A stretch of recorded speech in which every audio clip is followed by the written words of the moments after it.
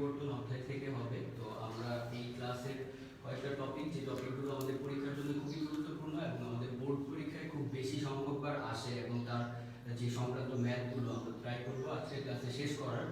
তো আশা করি সবাই আমরা ভালো আছি আর সবাইকে রমজান মুবারকের শুভেচ্ছা। তো আমরা সবাই বাসায় সেফ থাকবো এবং বাসায় সেফ থাকার সাথে সাথেও আমাদের যেহেতু আমাদের পড়াশোনার কাজটা চালিয়ে যেতে হবে, তো সেই উদ্দেশ্যেই আমাদের কেন্দ্রবিন্দু পরিবারের পক্ষ থেকে আমরা আজকের এই ক্লাসটাতে আবার চলে আসছি এবং এই ক্লাসগুলো আমরা কন্টিনিউ করতে থাকবো যতদিন পর্যন্ত না সবকিছু স্বাভাবিক হচ্ছে। এবং আমরা চেষ্টা করবো যে তোমাদের কাছ থেকেও তোমাদের যে জিজ্ঞাসাগুলো থাকে তোমরা আমাদেরকে কমেন্টে জানাবে, তোমাদের যে প্রশ্নগুলো থাকে এই আজকের ক্লাস রিলেটেড এবং আমাদের ক্লাস সংক্রান্ত যদি কোনো সমস্যা থেকে থাকে তাহলে অবশ্যই আমাদেরকে কমেন্ট করে জানাবে এবং আমরা চেষ্টা করবো তোমাদের সাথে সামঞ্জস্যতা করার। তো আজকের ক্লাসের টপিকগুলো আমি একটু পরিচয় করে দিব, তারপর আমি ক্লাসের মূল টপিকে চলে যাব। তো আজকে আমরা ক্লাসটা শুরু করব বিক্রিয়ার হার এবং হার ধ্রুব এই দুইটা জিনিসের আইডিয়া থেকে বা কনসেপ্ট থেকে। তারপরে আমরা চলে যাব বিক্রিয়ার ক্রম। এখানে কিছু কনফিউশন আছে, আমরা চেষ্টা করব এই কনফিউশনগুলো ক্লিয়ার করার। তারপরে আরেকটা ইম্পর্টেন্ট টপিক বিক্রিয়ার হারের উপর তাপমাত্রার প্রভাব। তো আজকের টপিকগুলো খুব ছোট ছোট থাকবে, কয়েকটা টপিক, এবং সেই টপিকগুলো আমাদের খুব কেয়ারফুলি বুঝতে হবে কারণ এই টপিকগুলো থেকে খুব ক্রিটিক্যাল কনসেপচুয়াল এমসিকিউ তৈরি করা সম্ভব।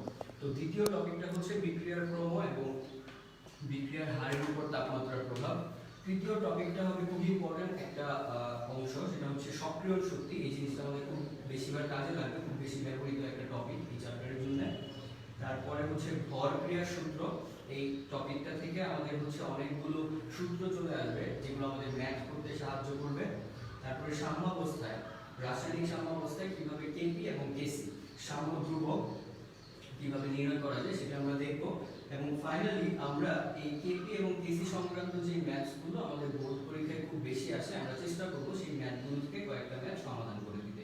তো এই আজকে ক্লাসের টপিক। তো তোমরা মোটামুটি বুঝে গেছো যে আমরা ক্লাসে আজকে কি কি পড়তে যাচ্ছি বা কি কি আলোচনা করতে যাচ্ছি। তো সবাই এই টপিকগুলো থেকে তোমাদের যার যে ধরনের কোশ্চেন থাকে তোমরা চেষ্টা করবে কমেন্ট করে জানানোর। আমরা আজকে ক্লাস চলাকালীন সময়ের মধ্যেই চেষ্টা করব তোমাদের এই প্রবলেমগুলোকে সলভ করে দেয়। তো তোমরা শেয়ার করে দাও আর কমেন্টে জানাও যদি ক্লাসের লেখা বুঝতে সাউন্ড লাইটিং নিয়ে কোনো প্রবলেম হয়, আর তার সাথে সাথে টপিক রিলেটেড যত প্রবলেম আছে আজকের ক্লাসে আমরা চেষ্টা করব প্রবলেমগুলোকে সলভ করার। তো আমি একদম শুরুতে আমাদের প্রথম টপিকটাতে চলে যাচ্ছি এবং তোমরা আশা করি সবাই আমার সাথে আসো এবং জয়েন করছো। তো সবাই আমরা আজকে ক্লাসটা মনোযোগ দিয়ে করার চেষ্টা করবো এবং ক্লাসের যেই ধরনের প্রবলেমই হোক না কেন সেই প্রবলেমগুলো আমরা কমেন্টে শেয়ার করে দিব। আমরা চেষ্টা করবো তোমাদের সাথে সুবিধাজনকভাবে ক্লাসটা পরিচালনা করতে। আচ্ছা, তো আমি প্রথম টপিকে চলে যাব এবং আমি দুইটা খুব ছোট করে দুইটা ডেফিনেশন বা ফর্মুলা লিখে রাখছি বোর্ডে। একটা আমাদের বিক্রিয়ার হার এবং একটা বিক্রিয়ার হার ধ্রুবক। এই দুইটা টপিক বা এই দুইটা পয়েন্ট খুব কাছাকাছি হয়, আমাদের এই দুইটার মধ্যে খুব প্রায়শই দেখা যায় যে একটু সন্দেহ বা কনফিউশন থাকে। তো আমরা আজকে ক্লাসে চেষ্টা করবো এই কনফিউশনগুলোকে ক্লিয়ার করার। তো শুরুতে আমি খুব সহজভাবে বলে দিতে চাই বিক্রিয়ার হার কি। আমরা এখানে লিখে রাখছি বিক্রিয়ার হার আমরা আর দ্বারা প্রকাশ করি, রেট অফ রিঅ্যাকশন। তো এখানে আমরা যদি একটু খেয়াল করি আমরা লিখে রাখছি বিক্রিয়ার হার সমান উৎপাদ বৃদ্ধির পরিমাণ ডিভাইডেড বাই সময়, অথবা বিক্রিয়ক হ্রাসের পরিমাণ ডিভাইডেড বাই সময়। কোন একটা রাসায়নিক বিক্রিয়া যখন শুরু হয় তখন প্রতি একক সময়ে যে পরিমাণ উৎপাদ তৈরি হয় অথবা যে পরিমাণ উৎপাদ বৃদ্ধি পায় সেই পরিমাণ উৎপাদকেই বলা হয় বিক্রিয়ার হার। এবং আমরা সেটা জানি যে উৎপাদের পরিণত হওয়াটা, উৎপাদ তৈরি করাটা ডিপেন্ড করে বা নির্ভর করে বিক্রিয়কের উপর। বিক্রিয়ক যতটা বিয়োজিত হয় বা বিক্রিয়ক যতটা ক্ষয়প্রাপ্ত হয় বা বিক্রিয়ক যতটা হারিয়ে যায় ঠিক ততটাই উৎপাদে পরিণত হয়। তাহলে আমরা বিক্রিয়ার হারকে উৎপাদের মাধ্যমে যেমন প্রকাশ করতে পারি, বিক্রিয়কের মাধ্যমে প্রকাশ করতে পারি। এবং আমাদের মনে রাখতে হবে যে সময় বৃদ্ধির সাথে সাথে উৎপাদের পরিমাণ যেমন বৃদ্ধি পেতে থাকে বিক্রিয়কের পরিমাণ তেমন ভাবে কমতে থাকে বা হ্রাস পেতে থাকে। এই জন্য আমরা বিক্রিয়ার হার বলতে দুইটা ভাবে প্রকাশ করতে পারবো। একটা উৎপাদ বৃদ্ধির পরিমাণ ডিভাইডেড বাই সময়, অর্থাৎ একক সময়ে কতটুকু পরিমাণ উৎপাদ তৈরি হলো বিক্রিয়া স্থলে, অথবা বিক্রিয়ক হ্রাসের পরিমাণ ডিভাইডেড বাই সময়, অর্থাৎ একক সময়ে কি পরিমাণ বিক্রিয়ক উৎপাদে পরিণত করবে, এটা হচ্ছে আমাদের বিক্রিয়ার হার। এবং অবশ্যই আমাদের মনে রাখতে হবে এখানে কতগুলো নিয়ামক বা শর্ত আমাদের মনে রাখতে হয়, যেমন একটা বিক্রিয়ার হার ঘনমাত্রার উপর নির্ভর করে, চাপের উপর নির্ভর করে, তাপমাত্রার উপর নির্ভর করে। তো আমরা সেগুলো আস্তে আস্তে দেখব। তো বিক্রিয়ার হারটা আশা করি সবাই বুঝতে পারছি, একক সময়ে উৎপাদিত উৎপাদের পরিমাণ অথবা একক সময়ে হ্রাসকৃত বা কমে যাওয়া বিক্রিয়কের পরিমাণকে আমরা বলবো বিক্রিয়ার হার। আমরা যদি একটু তারপরের টপিকটাতে চলে আসি, বিক্রিয়ার হার ধ্রুবক। তো বিক্রিয়ার হার ধ্রুবকটা কি? এটাকে সাধারণত আমরা কে দ্বারা প্রকাশ করি। বিক্রিয়ার হার ধ্রুবককে আমরা সাধারণত কে দ্বারা প্রকাশ করি। আমাদের মনে রাখতে হবে বিক্রিয়ার হারের উপর যখন কতগুলো শর্ত আরোপ করা হয়, বিক্রিয়ার হারের উপর যখন কতগুলো শর্ত আরোপ করা হয়, ওই নির্দিষ্ট শর্ত সাপেক্ষে কোনো একটি রাসায়নিক বিক্রিয়ার হারকেই বিক্রিয়ার হার ধ্রুবক বলা হয়। যেমন শর্তগুলোর আমি বোর্ডে লিখে রাখছি। যেমন যখন কোনো একটা বিক্রিয়াতে, যখন কোনো একটা রাসায়নিক বিক্রিয়াতে বিক্রিয়ক সমূহ একক ঘনমাত্রায় বিদ্যমান থাকে, যখন কোনো একটা রাসায়নিক বিক্রিয়াতে বিক্রিয়ক সমূহ একক ঘনমাত্রায় বিদ্যমান থাকে এবং নির্দিষ্ট তাপমাত্রায় যখন বিক্রিয়াটা ঘটতে দেওয়া হয়, তখন ওই বিক্রিয়ার হারকেই আমরা বলতে পারবো বিক্রিয়ার হার ধ্রুবক। আমি আবার বলে দিচ্ছি, কোনো দুইটা নির্দিষ্ট শর্তে কোনো একটা রাসায়নিক বিক্রিয়ার হারকেই আমরা বলতে পারবো বিক্রিয়ার হার ধ্রুবক। শর্তগুলো কি কি? যদি সেই রাসায়নিক বিক্রিয়াতে প্রত্যেকটা বিক্রিয়কের ঘনমাত্রা একক ঘনমাত্রায় হয়, যেমন 1 মোল পার লিটার অথবা 1 গ্রাম পার সেন্টিমিটার কিউব, যদি এরকম ভাবে থাকে, এই জন্য আমরা লিখে রাখছি যখন বিক্রিয়ক সমূহ একক ঘনমাত্রায় বিদ্যমান। যদি কোনো রাসায়নিক বিক্রিয়াতে সম্পূর্ণ সকল বিক্রিয়কগুলো একক ঘনমাত্রায় থাকে এবং একটা নির্দিষ্ট তাপমাত্রা বজায় রাখা হয়, তখন ওই নির্দিষ্ট তাপমাত্রায় একক ঘনমাত্রার বিক্রিয়ক সমূহের জন্য যে পরিমাণ উৎপাদ তৈরি হবে বা বিক্রিয়ার যে হার পাওয়া যাবে, তাকেই আমরা বলবো বিক্রিয়ার হার ধ্রুবক। তো আশা করি বিক্রিয়ার হার এবং হার ধ্রুবকের মধ্যে যে সূক্ষ্ম পার্থক্যটা ছিল আমরা সবাই বুঝতে পারছি। বিক্রিয়ার হারের ক্ষেত্রে আমাদেরকে কখনোই এই শর্তটা মেনে চলতে হয় না। বিক্রিয়ার হারের যখন আমরা নির্ণয় করব, বিক্রিয়ক সমূহ যে কোনো ঘনমাত্রায় থাকতে পারে অথবা তাপমাত্রা যে কোনো তাপমাত্রায় থাকতে পারে, কিন্তু যখনই আমরা বিক্রিয়ার হার ধ্রুবক নির্ণয় করতে যাব, আমাদেরকে মনে রাখতে হবে বিক্রিয়ক সমূহকে সবসময় একক ঘনমাত্রায় রাখতে হবে এবং একটা নির্দিষ্ট তাপমাত্রাতেই আমরা বিক্রিয়ার হার ধ্রুবকটাকে পরিমাপ করতে পারি। তো এই দুইটা কনসেপ্ট বা ডেফিনেশন বোঝার সাথে সাথে আমাদেরকে আসলে একটু মনে রাখতে হবে তাহলে বিক্রিয়ার হার এবং হার ধ্রুবকের মধ্যে কি কি পার্থক্য আছে। আমরা যদি এই পার্থক্যগুলো বুঝতে পারি, তাহলে আমাদের পরীক্ষায় যে এমসিকিউ গুলো আসতে পারে বা যে ছোট প্রশ্ন, জ্ঞানমূলক অনুধাবনমূলক প্রশ্নগুলো আসতে পারে, সেই প্রশ্নগুলোর উত্তর দেওয়া আমাদের জন্য সহজ হবে। তো আমি একটু বলে দিতে চাই বিক্রিয়ার হার এবং বিক্রিয়ার হার ধ্রুবকের মধ্যে কি কি পার্থক্য থাকে। তো শুরুতেই আমাদের এই জিনিসটা মনে রাখতে হবে, তাদের মধ্যে সংজ্ঞাগত বা পরিচয়গত বা পরিমাণগত একটা পার্থক্য থাকে, যেটা আমরা অলরেডি বোর্ডে দেখতে পাচ্ছি।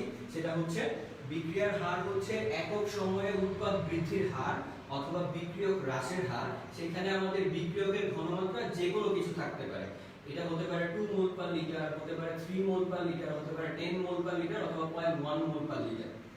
এবং যখনই আমরা বিক্রিয়ার হার ধ্রুবকে চলে আসব, তখন আমাদেরকে এটা মনে রাখতে হবে যে বিক্রিয়ার হার ধ্রুবক সব সময় ওই রাসায়নিক বিক্রিয়ার জন্যই পরিমাপ করতে পারবো যে রাসায়নিক বিক্রিয়াতে বিক্রিয়ক সমূহের ঘনমাত্রা একক ঘনমাত্রায় থাকবে। তাহলে এখান থেকে আমরা একটা পার্থক্য বুঝতে পারতেছি যে বিক্রিয়ার হার বিক্রিয়ক সমূহের ঘনমাত্রার উপর নির্ভরশীল।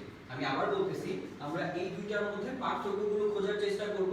তো সংজ্ঞা থেকে বা ফর্মুলা থেকে আমরা একটা পার্থক্য বুঝে যাচ্ছি যে আমরা যখন বিক্রিয়ার হার নির্ণয় করতেছি, বিক্রিয়ক সমূহকে যে কোনো ঘনমাত্রায় রাখা যাচ্ছে, কিন্তু যখনই আমরা বিক্রিয়ার হার ধ্রুবক নির্ণয় করছি, বিক্রিয়ক সমূহকে একক ঘনমাত্রায় রাখতে হবে। তাহলে এইখান থেকে আমরা বুঝতে পারি যে বিক্রিয়ার হার ঘনমাত্রার পরিবর্তনের সাথে পরিবর্তিত হতে পারে, কিন্তু বিক্রিয়ার হার ধ্রুবক ঘনমাত্রার পরিবর্তনের সাথে পরিবর্তিত হবে না। এটা হচ্ছে আমাদের প্রথম পার্থক্য। 2 নাম্বার পার্থক্য আমরা যদি একটু মনে রাখি, তাহলে এইভাবে মনে রাখতে হবে,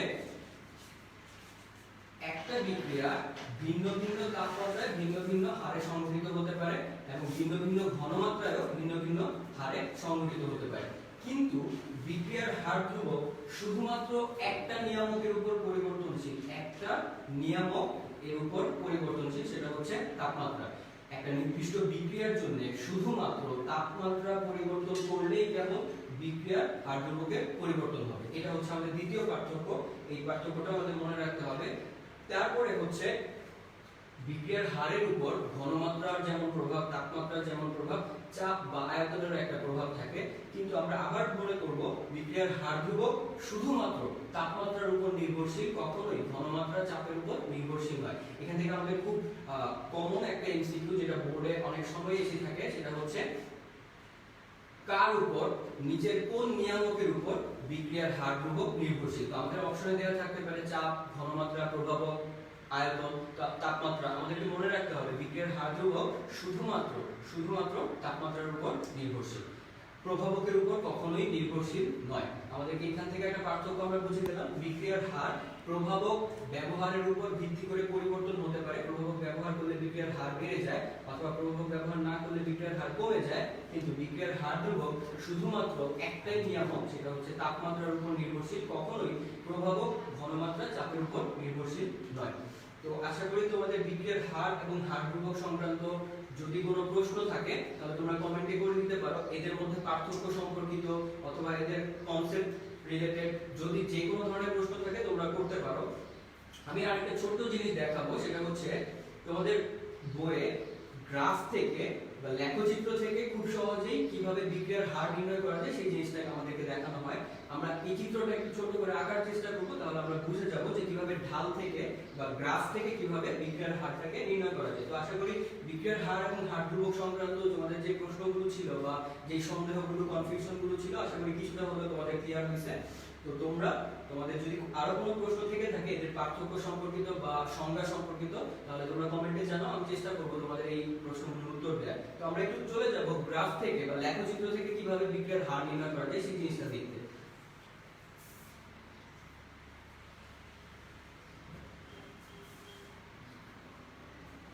তো আমরা যখনই কোনো একটা লেখচিত্র আঁকি তখন আমাদের একটা দুইটা অক্ষ বা তিনটা অক্ষের সাহায্য নিতে হয়। তো আমরা এখানে একটা দ্বিমাত্রিক লেখচিত্র আঁকবো, যার সাহায্যে আমরা হচ্ছে এই বিক্রিয়ার হারটা নির্ণয় করতে পারি। তো আমাদের যে লেখচিত্রটা, সেই লেখচিত্রে x অক্ষ বরাবর আমরা x অক্ষ বরাবর সময়কে রাখবো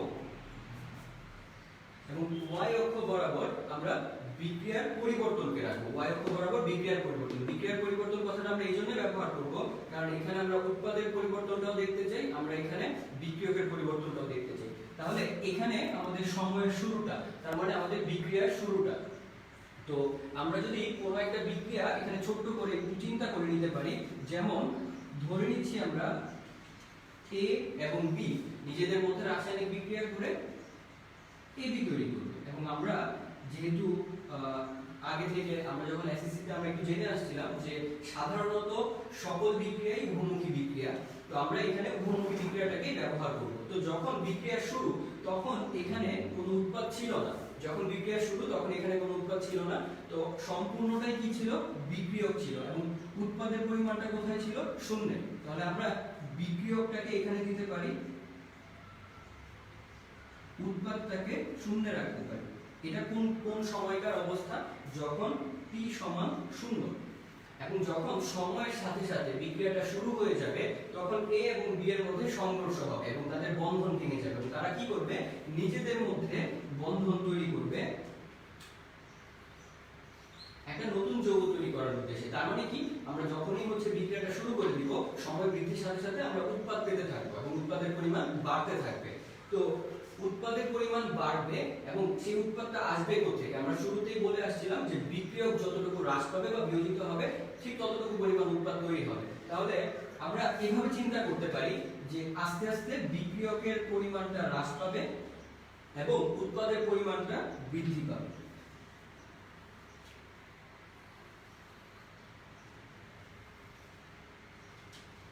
তাহলে আমরা এখন দুইটা সরল রেখা বা বক্ররেখা বরাবর আমাদের বিক্রিয়ার গতিবেগটাকে চিন্তা করতে পারি এবং এই দুইটা রেখা বরাবর আমরা কি দেখতেছি, আমাদের বোর্ডে যে একটা বিক্রিয়া লেখা ছিল এই বিক্রিয়াটার গতিবেগটাকে আমরা দেখার চেষ্টা করতেছি।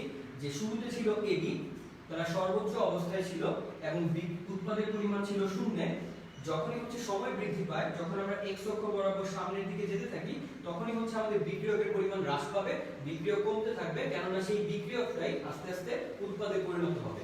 এখন তোমাদের বইয়ে যদি তোমরা খেয়াল করে থাকো, এই গ্রাফটা থেকে বিক্রিয়ার হার নির্ণয় করার চেষ্টা করা হয়। তো কিভাবে করা হয়? আমরা ছোটবেলায় ঢাল নির্ণয় করা শিখছি। আমরা যখন এসএসসি তে ছিলাম তখন আমরা ঢাল নির্ণয় করতাম। তো আমরা জানি ঢাল মানেই হচ্ছে কোন একটা কিছুর হার, পরিবর্তনের হার। তো আমরা যখন কোনো বক্ররেখার ঢাল নির্ণয় করি তখন আমাদেরকে একটা স্পর্শক এঁকে নিতে হয় নির্দিষ্ট বিন্দুতে। আমরা সেই কাজটাই এখানে করব।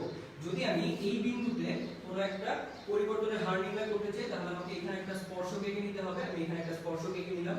তখন এই স্পর্শকের সাপেক্ষে আমরা একটা ত্রিভুজ চিন্তা করতে পারি। সেই ত্রিভুজটা কেমন হবে? এরকম। তাহলে এই ত্রিভুজের ক্ষেত্রে আমরা যদি একটু চিন্তা করি, আমাদের যদি এটা এ বি সি ত্রিভুজ হয়, তাহলে এবি অংশটা আমাদেরকে কি প্রকাশ করে?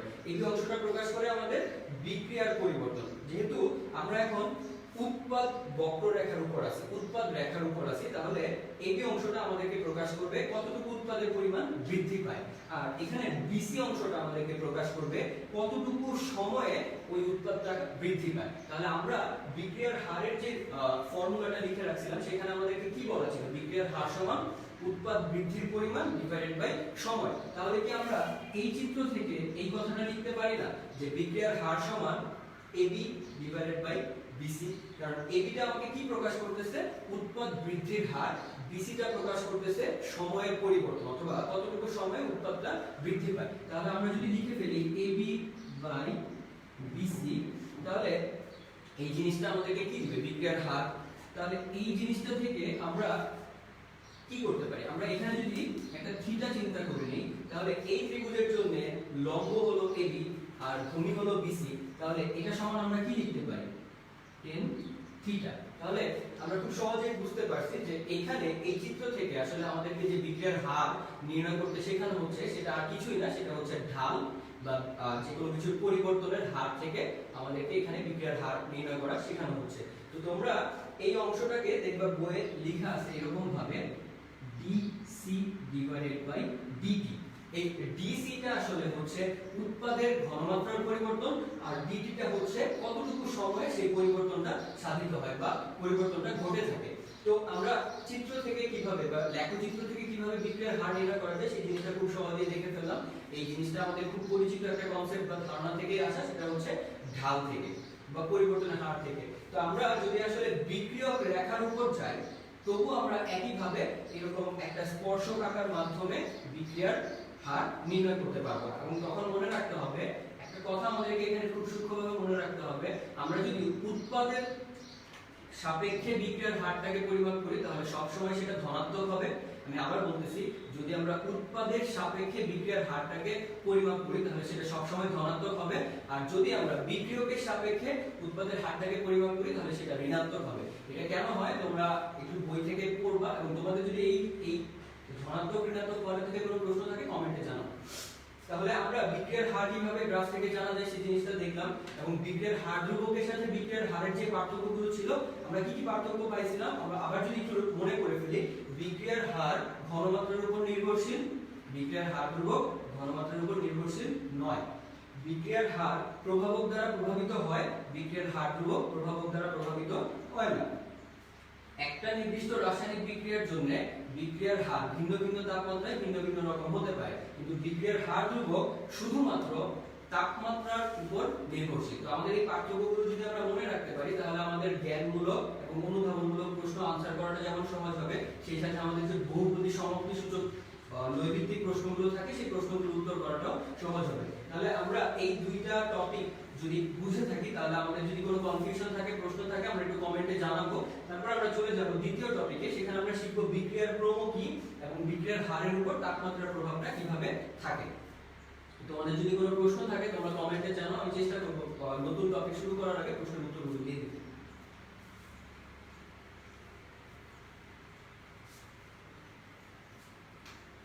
তো আমি একটু কমেন্টগুলো দেখে নিব।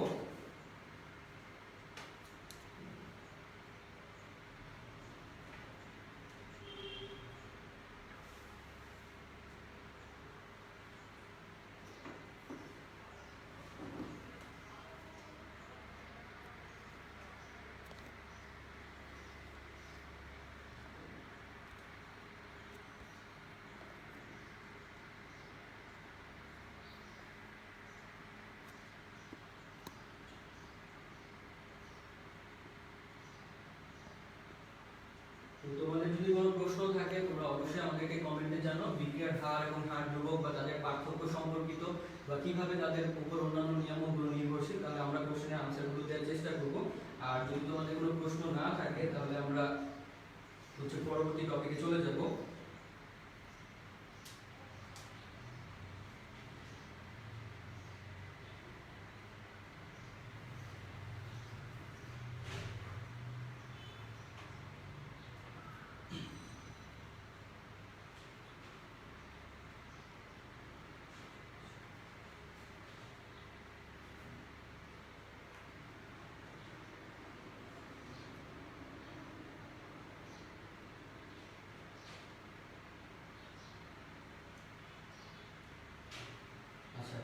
রাফিনুল হক একটা প্রশ্ন যে সবসময় বিক্রিয়ক দুইটা আর উৎপাদ একটা হবে কিনা, এই জিনিসটা আসলে খুবই সাধারণ একটা চিন্তার ব্যাপার। আসলে রাসায়নিক বিক্রিয়াটা কি বা কোন ধরনের রাসায়নিক বিক্রিয়া তার উপর নির্ভর করে বিক্রিয়কের সংখ্যা এবং উৎপাদের সংখ্যা পরিবর্তন হতে পারে। সেটা সবসময় দুইটা হবে বা একটা হবে এমনটা কোনোটাই না, যে অনেক সময় বিক্রিয়কের পরিমাণ বেশি হতে পারে, উৎপাদের পরিমাণ বেশি হতে পারে। আশা করি তুমি বুঝতে পারছো। আচ্ছা, তো হৃদয় প্রশ্ন করেছে যে ধনাত্মক বা ঋণাত্মক কেন হয়? কারণ আমরা বলতেছিলাম যে উৎপাদের সাপেক্ষে যদি আমরা বিক্রিয়ার হার পরিমাপ করি তাহলে সবসময় বিক্রিয়ার হারটা ধনাত্মক হবে। তো আমরা যে গ্রাফটা বোর্ডে দেখানো হয়েছিল এই গ্রাফটা থেকে বুঝতে পারি যে উৎপাদের পরিমাণটা সময়ের সাথে সাথে বৃদ্ধি পায়, আর আমরা সাধারণত বৃদ্ধির হারটাকে ধনাত্মক ধরে নেই। তোমরা ফিজিক্সে এরকম ত্বরণ আর মন্দনের উদাহরণটাকে নিতে পারো। ত্বরণটাকে সবসময় আমরা ধনাত্মক চিন্তা করি, পরিবর্তনের হার, মন্দনটাকে সবসময় ঋণাত্মক চিন্তা করি। এখানে সময় বৃদ্ধির সাথে সাথে বিক্রিয়কের পরিমাণটা হ্রাস পায়, এই জন্য হ্রাসের হারটাকে আমরা ঋণাত্মক ধরে নিব বা কমার হারটাকে আমরা ঋণাত্মক ধরে নিব, আর বৃদ্ধির হারটাকে আমরা ধনাত্মক ধরে নিব।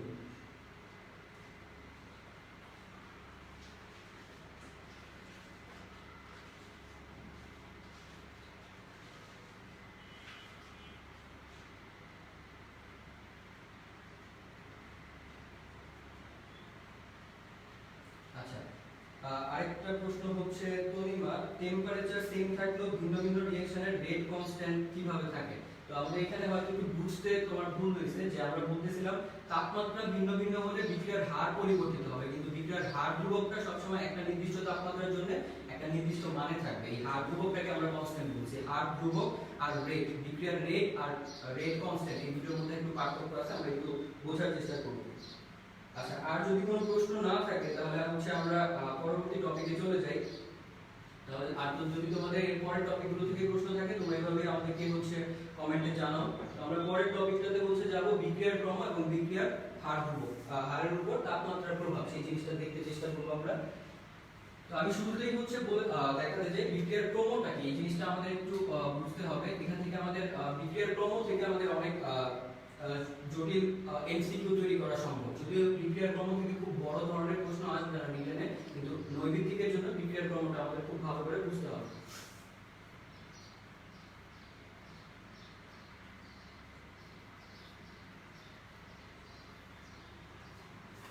আচ্ছা, বিক্রিয়ার ক্রম বলতে আমরা কি বুঝি? তো আমাদেরকে সবসময় মনে রাখতে হবে, আমরা যখন কোনো রাসায়নিক বিক্রিয়া থেকে কোনো পরীক্ষালব্ধ ফলাফল বের করতে চাই তখন আমাদেরকে একটা সমতাকৃত সমীকরণ ব্যবহার করতে হয়। আমি আবার বলতেছি, যখন আমরা কোনো একটা রাসায়নিক বিক্রিয়া ব্যবহার থেকে কোনো পরীক্ষালব্ধ ফলাফল বা বিক্রিয়ার হার ধ্রুবক বা যে কোনো কিছু নির্ণয় করতে চাই না কেন, আমাদেরকে একটা সমতাকৃত সমীকরণ ব্যবহার করতে হয়। যে কোনো একটা রাসায়নিক বিক্রিয়ার সমতাকৃত সমীকরণে, যে কোনো একটি রাসায়নিক বিক্রিয়ার সমতাকৃত সমীকরণে বিক্রিয়কগুলোর যে মোল সংখ্যা ব্যবহৃত হয় বা বিক্রিয়কগুলোর যত মোল ব্যবহৃত হয় সেই সংখ্যার ঘাত হিসাবে চিন্তা করলে সেই ঘাতের সমষ্টিকে বিক্রিয়ার ক্রম বলা হয়। আমি কথাটাকে আরেকটু সহজভাবে বলবো এবং আমরা एग्जांपल থেকেও দেখব। আমি আরেকবার ডেফিনিশনটা বলতেছি, যখন আমরা কোনো একটা রাসায়নিক বিক্রিয়া থেকে একটা পরীক্ষালব্ধ ফলাফল বের করতে চাই তখন আমাদেরকে একটা সমতাকৃত সমীকরণ ব্যবহার করতে হয়। সেই সমতাকৃত সমীকরণে আমাদেরকে কি করতে হয়, কত মোল বিক্রিয়ক কত মোল উৎপাদ সেই জিনিসটাকে চিহ্নিত করতে হয়। যখন একটা সমতাকৃত রাসায়নিক সমীকরণে নির্দিষ্ট সংখ্যক মোল বা বিক্রিয়ক আমরা ব্যবহার করি, সেই মোল সংখ্যাটাকে বিক্রিয়কের ঘাত হিসাবে চিন্তা করে সেই ঘাতের যোগফলটাকেই বলা হবে বিক্রিয়ার ক্রম। আমরা খুব সহজ কয়েকটা एग्जांपल থেকে এই কথাটাকে বোঝার চেষ্টা করব। আমরা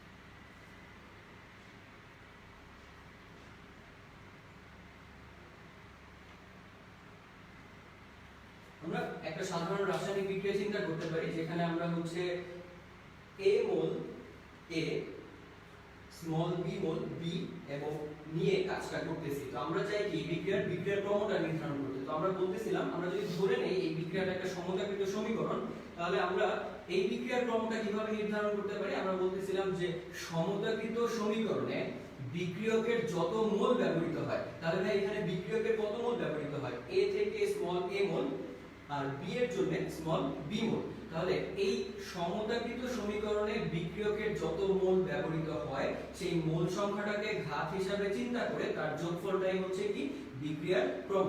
তাহলে আমরা যদি এই বিক্রিয়ার ক্রমটা নির্ধারণ করতে চাই, তাহলে এই বিক্রিয়াতে বিক্রিয়ক হচ্ছে A এবং B এবং তাদের প্রত্যেকের কত মোল করে ব্যবহৃত হয়?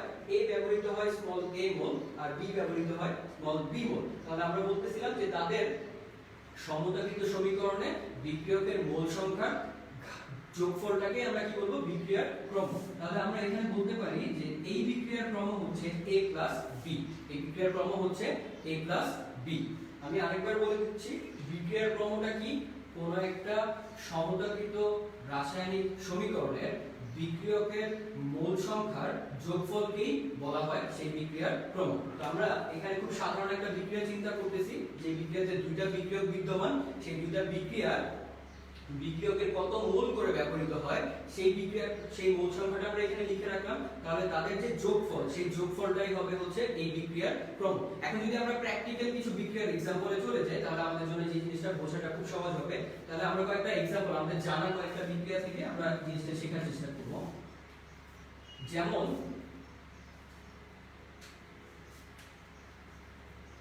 আমরা অ্যামোনিয়া প্রস্তুতি বিক্রিয়াটাকে চিন্তা করতে পারি। তখন আমাদেরকে কি করতে হয়? নাইট্রোজেনের সাথে হাইড্রোজেনের বিক্রিয়া করতে হয় এবং সেই বিক্রিয়া থেকে আমরা অ্যামোনিয়া তৈরি করি। এবং সবাই আমরা মোটামুটি জানি এই বিক্রিয়াটাকে সমতাকরণ করার জন্য আমাদেরকে হাইড্রোজেন নিতে হবে 3 মোল এবং অ্যামোনিয়া নিতে হবে 2 মোল। তাহলে এই বিক্রিয়ার ক্রমটা আমরা কিভাবে নির্ণয় করতে পারি? খুবই সহজ।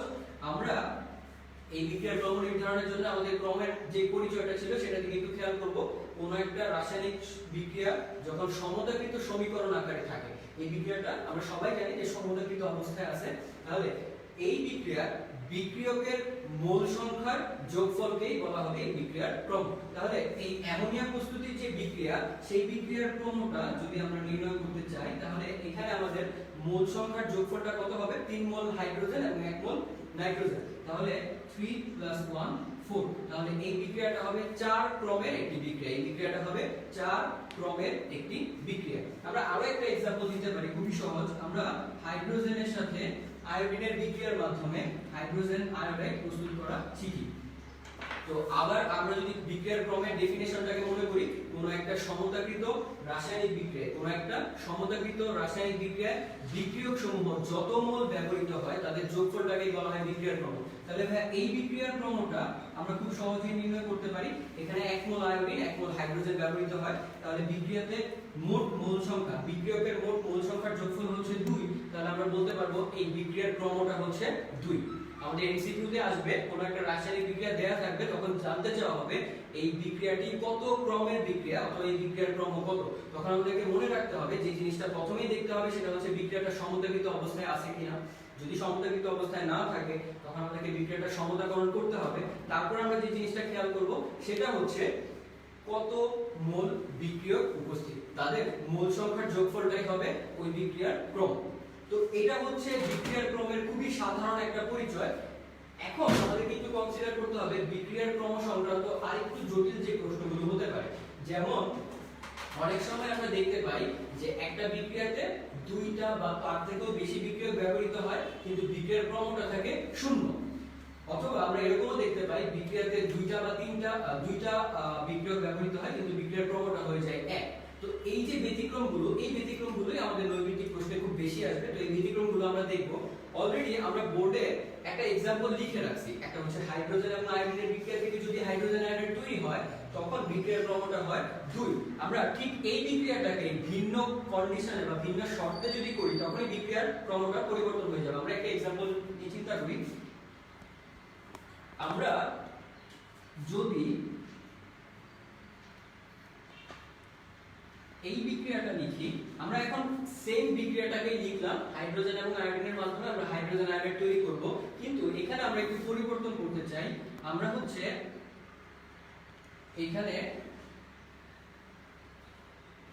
আলট্রাভায়োলেট রশ্মিটাকে ব্যবহার করব, যেটা আমরা আগে ব্যবহার করি নাই। আমরা এই দুইটা বিক্রিয়া খুব ভালো করে খেয়াল করব। আমাদের প্রথম বিক্রিয়াটা হচ্ছে এটা, দ্বিতীয় বিক্রিয়াটা হচ্ছে এটা, এবং আমরা বিক্রিয়ার ক্রম নির্ধারণ করতে যাচ্ছি এবং আমরা দেখতে চাই বিক্রিয়ার ক্রম নির্ধারণের ক্ষেত্রে কি কি ব্যতিক্রম আমরা দেখতে পারি বা কি কি ব্যতিক্রম পরিলক্ষিত হয়। তো প্রথম বিক্রিয়াটাতে আলট্রাভায়োলেট রশ্মি ব্যবহার করা হয়েছে মানে কি, আমরা খুব ভালো করে বুঝে যাচ্ছি যে এই বিক্রিয়াটা সূর্যের আলোর উপস্থিতিতে হয়। দ্বিতীয় বিক্রিয়াতে কোনো আলট্রাভায়োলেট রশ্মি ব্যবহার করা হয় নাই, তাহলে এই বিক্রিয়াটা সূর্যের আলোর উপস্থিতি ছাড়াই হচ্ছে। তো তোমরা যদি একটু খেয়াল করে থাকো, তোমাদের বেশিরভাগ বইয়ে এই দুইটা বিক্রিয়ার एग्जांपल দেয়া আছে। এই প্রথম বিক্রিয়ার ক্রম 0 এবং ওই একই বিক্রিয়াটা যখন আলট্রাভায়োলেট রশ্মির উপস্থিতিতে অনুপস্থিতিতে করা হয় তখন তার ক্রম হয়ে যায় 2। এই জিনিসটা যদি আমরা বুঝতে পারি তাহলে আমাদের খুব সূক্ষ্ম একটা ব্যতিক্রম বোঝা হয়ে যাবে। তো আমরা বলতেছিলাম যে কোনো একটা রাসায়নিক বিক্রিয়া যখন সমতাকৃত অবস্থায় থাকে, তার বিক্রিয়ক সমূহের যে সক্রিয় মোল সংখ্যা থাকে, আবার বলে দিচ্ছি, বিক্রিয়ক সমূহের যে সক্রিয় মোল সংখ্যা থাকে, তার মানে যে মোল সংখ্যাটা বিক্রিয়া গঠনে বা বিক্রিয়া করার ক্ষেত্রে অংশগ্রহণ করে বা বিক্রিয়াকে প্রভাবিত করতে পারে, সেই মোল সংখ্যার যোগফলটাকে বলা হবে বিক্রিয়ার ক্রম। এখন কথা হচ্ছে, তাহলে এখানে 1 মোল হাইড্রোজেন এবং 1 মোল আয়োডিন ব্যবহার হওয়া সত্ত্বেও কেন বিক্রিয়ার ক্রমটা 0? এটার কারণটা হচ্ছে আলট্রাভায়োলেট রশ্মি। যখন আলট্রাভায়োলেট রশ্মি বা সূর্যের আলোর উপস্থিতিতে এই বিক্রিয়াটা করা হয়, তখন বিক্রিয়ার গতি বা বিক্রিয়ার হার কখনোই এই ঘনমাত্রার উপর নির্ভরশীল না, সরাসরি আলট্রাভায়োলেট রশ্মি বা সূর্যের আলোর উপর নির্ভরশীল। তো আমরা বলতেছিলাম যতগুলো বিক্রিয়ক সক্রিয় অবস্থায় থাকবে, বিক্রিয়ার গতিকে সক্রিয়ভাবে প্রভাবিত করতে পারবে, তাদের মোল সংখ্যার যোগফলটাকে আমরা বলবো বিক্রিয়ার ক্রম। যেহেতু প্রথম বিক্রিয়াতে বিক্রিয়ক সমূহের ঘনমাত্রা বিক্রিয়ার গতিবেগকে প্রভাবিত করে না, সুতরাং এই বিক্রিয়ার ক্রম হবে 0 এবং এই বিক্রিয়াটা শুধুমাত্র আলট্রাভায়োলেট রশ্মি বা সূর্যের আলোর উপস্থিতিতেই বা সূর্যের আলোর নিয়ন্ত্রণের মাধ্যমেই প্রভাবিত করা যায়। এখন দ্বিতীয় বিক্রিয়াটাতে কোনো সূর্যের আলো বা আলট্রাভায়োলেট রশ্মি নাই, তাহলে এই বিক্রিয়াটা গতিবেগটা কার উপর নির্ভরশীল? সরাসরি হাইড্রোজেন এবং আয়োডিনের ঘনমাত্রার উপর নির্ভরশীল। যদি আমরা হাইড্রোজেন এবং আয়োডিনের ঘনমাত্রাকে বাড়াই তাহলে বিক্রিয়ার গতিবেগ বাড়বে, যদি হাইড্রোজেন এবং আয়োডিনের ঘনমাত্রাকে আমরা কমাই তাহলে বিক্রিয়ার গতিবেগটা কমবে। তাহলে পার্থক্যটা কোথায়? এই বিক্রিয়াতে হাইড্রোজেন এবং আয়োডিনটা সক্রিয়ভাবে বিক্রিয়ার গতিকে প্রভাবিত করে, সক্রিয়ভাবে বিক্রিয়ার গতিকে প্রভাবিত করে। এই জন্য এখানে 1 মোল এবং 1 মোল মিলে 2 মোল বিক্রিয়ক থাকায় বিক্রিয়ার ক্রমটা হচ্ছে 2। কিন্তু এই বিক্রিয়াতে হাইড্রোজেন এবং আয়োডিনের ঘনমাত্রাটা বিক্রিয়ার গতিবেগকে প্রভাবিত করে না, প্রভাবিত করে হচ্ছে আলট্রাভায়োলেট রশ্মি। যেহেতু বিক্রিয়ক সমূহ বিক্রিয়ার গতিবেগকে প্রভাবিত করে না, এইজন্য তার ঘনমাত্রা হচ্ছে বা তার ক্রম হচ্ছে 0। আশা করি সবাই এই পার্থক্যটা আমরা বুঝতে পারবো এবং এই পার্থক্য সম্পর্কিত যদি কোনো প্রশ্ন থাকে তাহলে আমরা কমেন্টে জানাবো। আমরা আরেকটা एग्जांपल একটু দেখতে চাই বা আমরা আরেকটা জিনিস একটু মনে রাখতে চাই। আমরা অনেক সময় দেখা যায় পানির উপস্থিতিতে বিক্রিয়া করি, আমরা জলীয় দ্রবণ তৈরি করি বা আমরা হচ্ছে পানিটাকে দ্রাবক হিসেবে ব্যবহার করি। তো তোমরা বেশিরভাগ, এই কথাটা খুব ভালো করে মনে রাখতে হবে, বেশিরভাগ বিক্রিয়াতেই দেখবো আমরা যে পানির ঘনমাত্রাটা কনস্ট্যান্ট বা ধ্রুবক ধরে নেওয়া হয়। তার পানির ঘনমাত্রা বিক্রিয়ার গতিবেগকে কোনোভাবেই প্রভাবিত করছে না। তাহলে কোনো একটা রাসায়নিক বিক্রিয়াতে যদি পানি সহ একাধিক বিক্রিয়ক থাকে তাহলে আমাদেরকে মনে রাখতে হবে পানির অণুর সংখ্যা বা পানির মোল সংখ্যাকে বাদ দিয়ে বিক্রিয়ার ক্রমটাকে নির্ধারণ করতে হবে বা হিসাব করতে হবে। আর আমি যে ব্যতিক্রমটা বোর্ডে এতক্ষণ বললাম সেই ব্যতিক্রমটা আরেকবার বলে দিচ্ছি। আমরা বিক্রিয়ার ক্রমটা তার সাপেক্ষে নির্ধারণ করব যেই বিক্রিয়কটা সরাসরি রাসায়নিক বিক্রিয়ার গতিবেগকে প্রভাবিত করতে পারে। যেহেতু একই বিক্রিয়ক হওয়া সত্ত্বেও তারা দুটো ভিন্ন শর্তে বা দুটো ভিন্ন সাপেক্ষে বা ভিন্ন অবস্থায় হচ্ছে, আমাদের খেয়াল রাখতে হবে প্রথম বিক্রিয়াটা আলট্রাভায়োলেট রশ্মি বা সূর্যের আলোর উপস্থিতিতে হয়, সেই ক্ষেত্রে বিক্রিয়কের ঘনমাত্রা বিক্রিয়ার গতিবেগকে প্রভাবিত করে না, তাই এই বিক্রিয়ার ক্রম হচ্ছে 0। একই বিক্রিয়া যখন আল্ট্রাভায়োলেট রশ্মির অনুপস্থিতিতে ঘটছে তখন বিক্রিয়ার গতিবেগটা সম্পূর্ণভাবে নির্ভরশীল বিক্রিয়কের ঘনমাত্রার উপর। তাই এখানে দুই মোল বিক্রিয়ক ব্যবহৃত হয়, বিক্রিয়ার ক্রমটা হবে 2। এই ধরনের বিক্রিয়াগুলো আমাদের এমসিকিউতে খুব বেশি আসে। তো ওই বিক্রিয়াটা যখনই পরীক্ষায় আসবে আমাদেরকে খেয়াল রাখতে হবে এখানে কি সূর্যের আলো দেয়া হয়েছে নাকি হয় না। যদি আল্ট্রাভায়োলেট রশ্মি থাকে বিক্রিয়ার ক্রমটা হয়ে যাবে 0, আর যদি আল্ট্রাভায়োলেট রশ্মি না দেয়া থাকে তখন বিক্রিয়ার ক্রমটা হয়ে যাবে 2। আরেকটা ব্যতিক্রম হচ্ছে যদি কোনো রাসায়নিক বিক্রিয়াতে পানি ব্যবহার করা হয় তখন আমাদেরকে মনে রাখতে হবে পানির ঘনমাত্রা রাসায়নিক বিক্রিয়ার গতিবেগকে সাধারণত প্রভাবিত করে না। এই জন্য পানির অণু সংখ্যাটাকে বাদ দিয়ে আমাদেরকে বিক্রিয়ার ক্রমটা নির্ধারণ করতে হবে। আশা করি বিক্রিয়ার ক্রম থেকে আমাদের যে কনফিউশনগুলো ছিল আমরা কিছুটা হলেও বুঝতে পারছি এবং আমরা প্রশ্নগুলো যখন আসবে আমরা মোটামুটি ভালোভাবে উত্তর করতে পারবো। তো আমরা তার ঠিক পাশের টপিকটাতে যদি চলে যাই তাহলে সেটা হচ্ছে আমাদের বিক্রিয়ার হারের উপর তাপমাত্রার প্রভাব। তো আমরা যখন শুরু থেকেই বিক্রিয়ার হারটা পড়তেছিলাম আমরা বলতেছিলাম তাপমাত্রার পরিবর্তনের সাথে সাথেই বিক্রিয়ার হারের পরিবর্তন হবে। তাহলে এই তাপমাত্রার পরিবর্তনের সাথে সাথে বিক্রিয়ার হারটা কিভাবে পরিবর্তন হয় সেই জিনিসটা আমরা একটু দেখার চেষ্টা করব। তোমরা বিক্রিয়ার ক্রম সংক্রান্ত যদি কোনো প্রশ্ন থাকে কমেন্টে জানাও।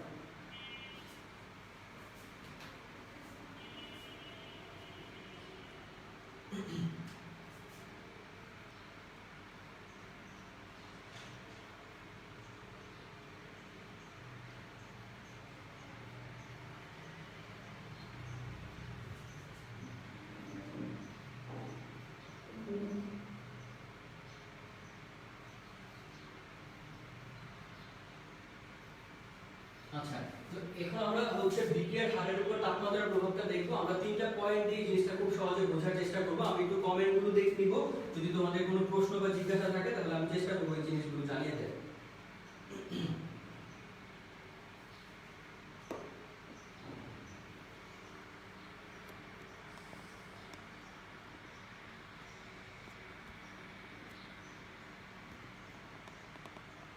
আচ্ছা, রাফিউল হক বিক্রিয়ার ক্রম হচ্ছে শুধুমাত্র উভমুখী বিক্রিয়ার ক্ষেত্রে হবে কিনা। তো আমাদেরকে মনে রাখতে হবে বিক্রিয়া সাধারণ অর্থে আমরা যদি কোনো নির্দিষ্ট শর্ত আরোপ না করি তাহলে সব বিক্রিয়াই উভমুখী অবস্থায় ঘটতে থাকে। সাধারণত আমরা যদি কোনো বিশেষ শর্ত আরোপ না করি তাহলে প্রায় সব বিক্রিয়াই উভমুখী বিক্রিয়া হিসেবে ঘটতে থাকে। তো আমাদেরকে মনে রাখতে হবে যে আমরা যখন বিক্রিয়ার ক্রমটা নির্ধারণ করব আমরা অ্যাজ এ চিন্তা করে নিব সব বিক্রিয়াই উভমুখী বিক্রিয়া।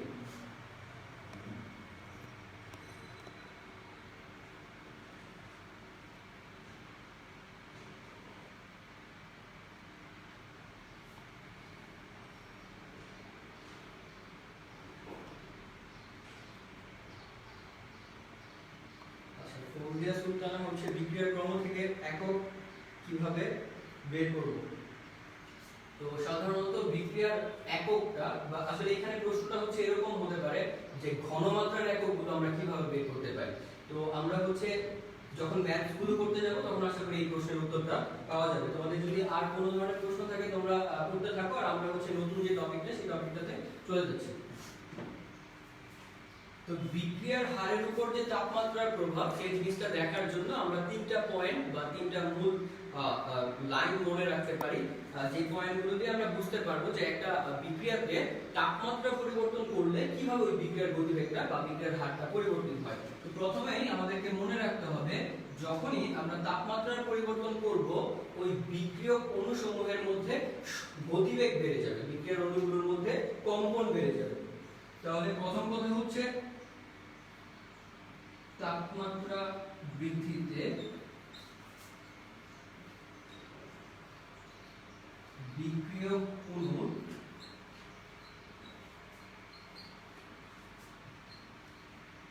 কম্পন বেড়ে যায়।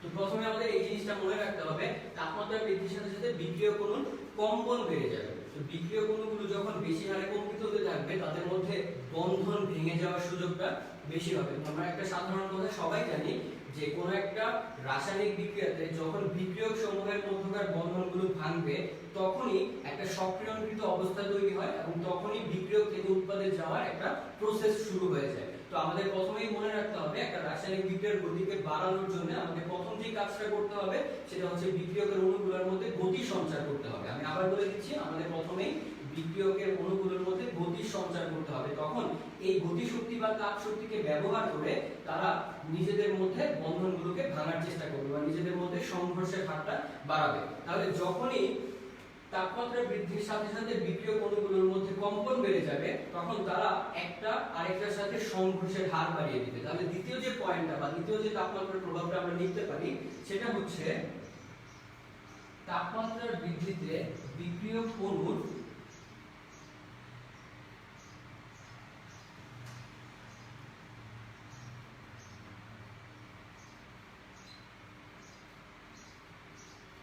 তাপমাত্রা বৃদ্ধির সাথে সাথে প্রথমে যেটা হয় সেটা হচ্ছে বিক্রিয়ক অণুসমূহের কম্পন বেড়ে যায়। দ্বিতীয়ত যখনই তাদের মধ্যে গতি শক্তির সঞ্চার হয় বা তাদের মধ্যে কম্পন বেড়ে যায়, তখন পাশাপাশি অণুসমূহের মধ্যে সংঘর্ষের হারটা বেড়ে যায়। এবং এই সংঘর্ষের হারটা যখনই বেড়ে যায় তখন তারা আরেকটা শক্তি অর্জন করে, যেই শক্তিটা অর্জন করা মাত্রই তারা কি করতে পারে, উৎপাদে পরিণত হওয়ার সুযোগটা পায়। আমরা সবাই জানি সেই শক্তিটা কি, সেটা হচ্ছে সক্রিয়ণ শক্তি। তো প্রথমত আমাদের তাপমাত্রা বৃদ্ধির ফলে কি প্রভাব তৈরি হবে, রাসায়নিক বিক্রিয়াতে অণুসমূহের কম্পন বেড়ে যাবে। দ্বিতীয়ত তাপমাত্রা বৃদ্ধির ফলে কি হবে, অণুগুলো যখন গতিশক্তি পাবে তখন তাদের মধ্যে সংঘর্ষের হার বেড়ে যাবে। 3 নম্বরে যে পরিবর্তনটা আসবে সেটা হচ্ছে তাপমাত্রা বৃদ্ধির ফলে যখনই তাদের মধ্যে সংঘর্ষের হার বেড়ে যাবে তখন তাদের মধ্যে সক্রিয়ণ শক্তি অর্জিত হওয়া শুরু হবে বা সক্রিয়ণ শক্তি জমা হওয়া শুরু হবে। তাহলে 3 নম্বর যে প্রভাবটা আমরা লিখতে পারি সেটা হচ্ছে তাপমাত্রা বৃদ্ধিতে বিক্রিয়ক অণুর সক্রিয়ণ শক্তি অর্জিত হবে।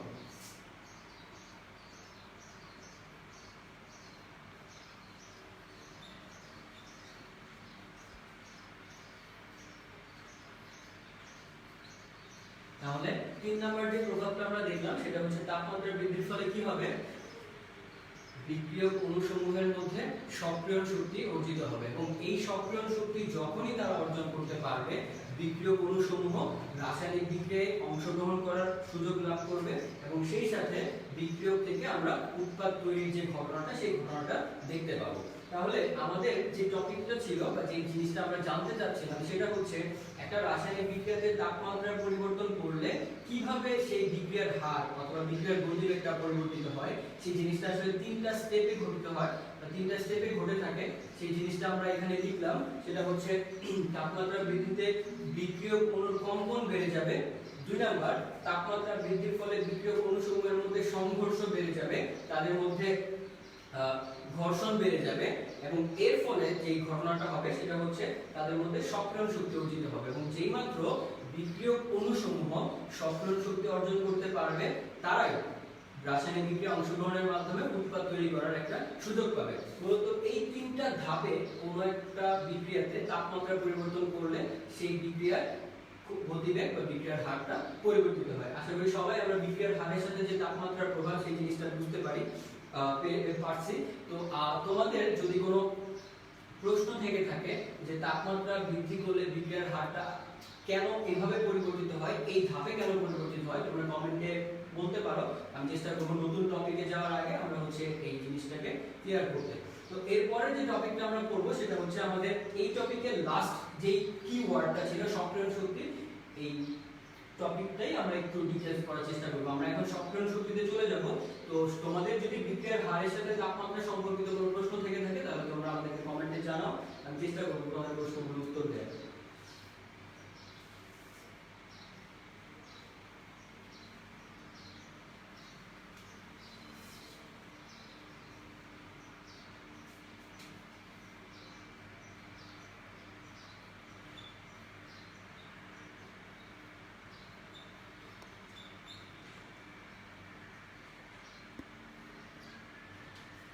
তো আমরা হচ্ছে প্রশ্নগুলো দেখব। যদি তোমাদের কোনো প্রশ্ন থেকে থাকে তাহলে তোমরা আমাদেরকে কমেন্টে জানাও।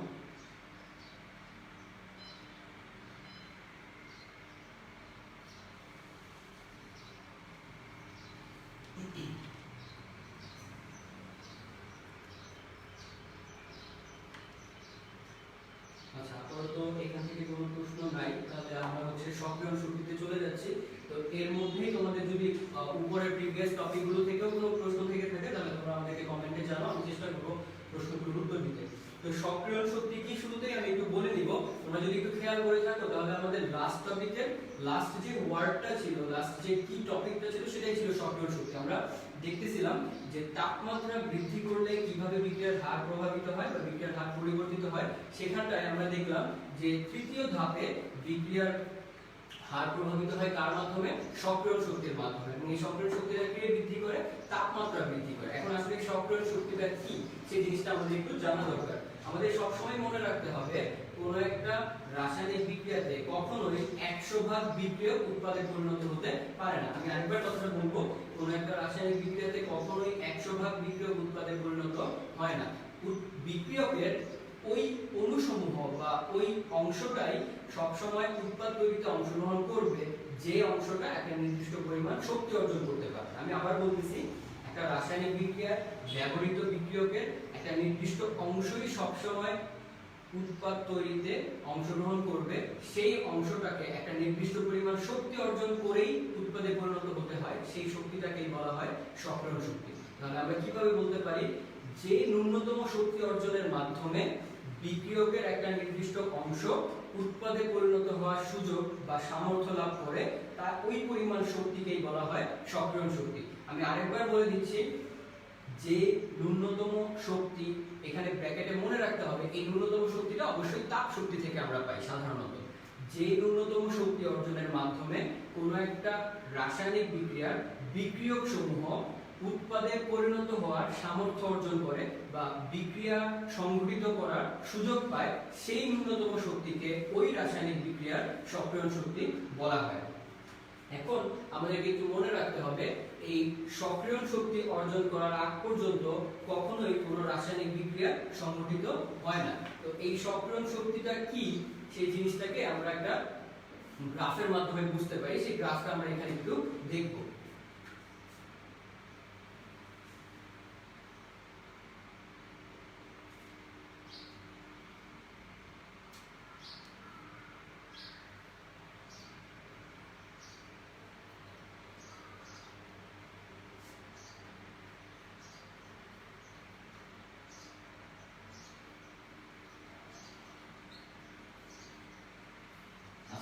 তো আমরা একটা লেখচিত্র থেকে দেখতে চাই যে কিভাবে আসলে সক্রিয়ণ শক্তিটা বিক্রিয়ক সমূহকে উৎপাদে পরিণত করতে সাহায্য করে বা সামর্থ্য যোগায়।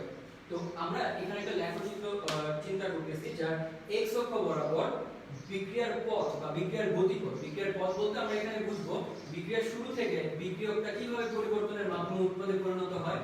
আর y অক্ষ বরাবর আমরা যে জিনিসটা চিন্তা করব সেটা হচ্ছে স্থিতি শক্তি। আমরা এখানে চিন্তা করতে পারি বন্ধন শক্তি অথবা তাপ শক্তি। এই জিনিসটাই আমরা এখানে দেখার চেষ্টা করব। স্থিতি শক্তি বলতে নতুন কিছু না, আমি আবার বলে দিচ্ছি, স্থিতি শক্তি মানেই হচ্ছে অণুসমূহের মধ্যে বা পরমাণু সমূহের মধ্যে যে বন্ধন শক্তিটা থাকে সেটাই হচ্ছে স্থিতি শক্তি। আর বিক্রিয়ার পথ বলতে বিক্রিয়ার শুরু থেকে শেষ পর্যন্ত বিক্রিয়ক থেকে উৎপাদে পরিণত হওয়ার যে পরিবর্তনটা, সেই পরিবর্তনটাকে আমরা দেখব।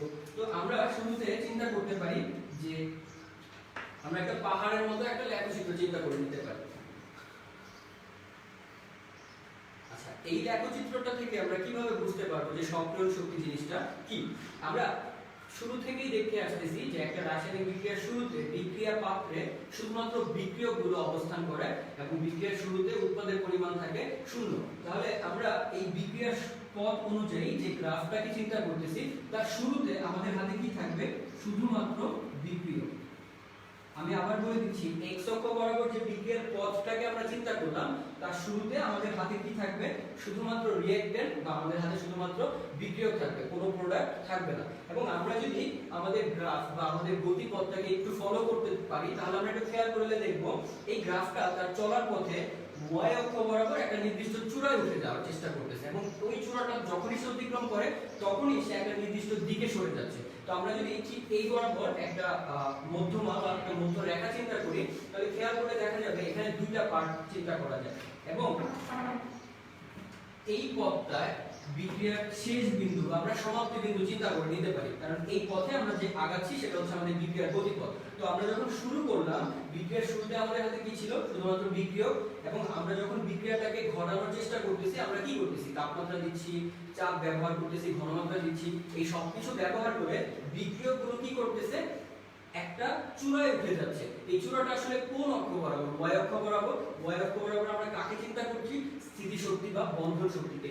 যখনই সে একটা নির্দিষ্ট চূড়ায় বা সর্বোচ্চ পয়েন্টে চলে যাবে তখনই তার মধ্যে একটা পরিবর্তন আসবে। তার কোন পরিবর্তন? গতিপথের পরিবর্তন। এবং সেই গতিপথের যে পরিবর্তনটা সেটা কার দিকে?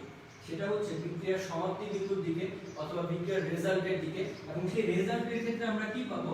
আমরা পাবো হচ্ছে উৎপাদ। তাহলে একটু খেয়াল করে দেখো, একটা রাসায়নিক বিক্রিয়ার শুরুতে বিক্রিয়ক ছিল, একটা নির্দিষ্ট পরিমাণ শক্তি অর্জন করার পর সে উৎপাদে পরিণত হওয়া শুরু করতেছে। তাহলে এই নির্দিষ্ট পরিমাণ শক্তিটাকেই আমরা বলে আসছি সক্রিয়ণ শক্তি। এই নির্দিষ্ট পরিমাণ শক্তিটাকে আমরা বলে আসতেছিলাম সক্রিয়ণ শক্তি। আমরা যদি সক্রিয়ণ শক্তির সংজ্ঞাটা আরেকবার একটু মনে করি এবং গ্রাফের সাথে জিনিসটাকে আমরা ফলো করার চেষ্টা করি, আমার মনে হয় জিনিসটা খুবই ক্লিয়ার হয়ে যাবে। আমরা বলতেছিলাম কোন একটা রাসায়নিক বিক্রিয়াতে বিক্রিয়ক সমূহ ন্যূনতম যে পরিমাণ শক্তি অর্জন করলে উৎপাদে পরিণত হওয়ার সামর্থ্য অর্জন করে সেই শক্তিটাকে বলা হয় ওই রাসায়নিক বিক্রিয়ার সক্রিয়ণ শক্তি। আমরা গ্রাফ থেকে এটাই দেখলাম, বিক্রিয়ার পথ বরাবর বা বিক্রিয়ার পরিবর্তনের ক্ষেত্রে শুরুতে বিক্রিয়ক ছিল, সেই বিক্রিয়কটা একটা নির্দিষ্ট পরিমাণ শক্তি অর্জন করার পর তার গতিপথ পরিবর্তন করে উৎপাদে পরিণত হওয়া শুরু করলো। তাহলে এই নির্দিষ্ট পরিমাণ শক্তিটাকে আমরা বলবো সক্রিয়ণ শক্তি। আশা করি সক্রিয়ণ শক্তি কি, এই জিনিসটা কিভাবে বিক্রিয়াকে প্রভাবিত করে সেই জিনিসটা সম্পর্কে আমরা বুঝতে পারলাম। এখন আমাদেরকে একটু মনে রাখতে হবে সক্রিয়ণ শক্তির সাথে বিক্রিয়ার গতির সম্পর্কটা কেমন। সক্রিয়ণ শক্তির সাথে বিক্রিয়ার গতির বা বিক্রিয়ার হারের সম্পর্কটা কেমন।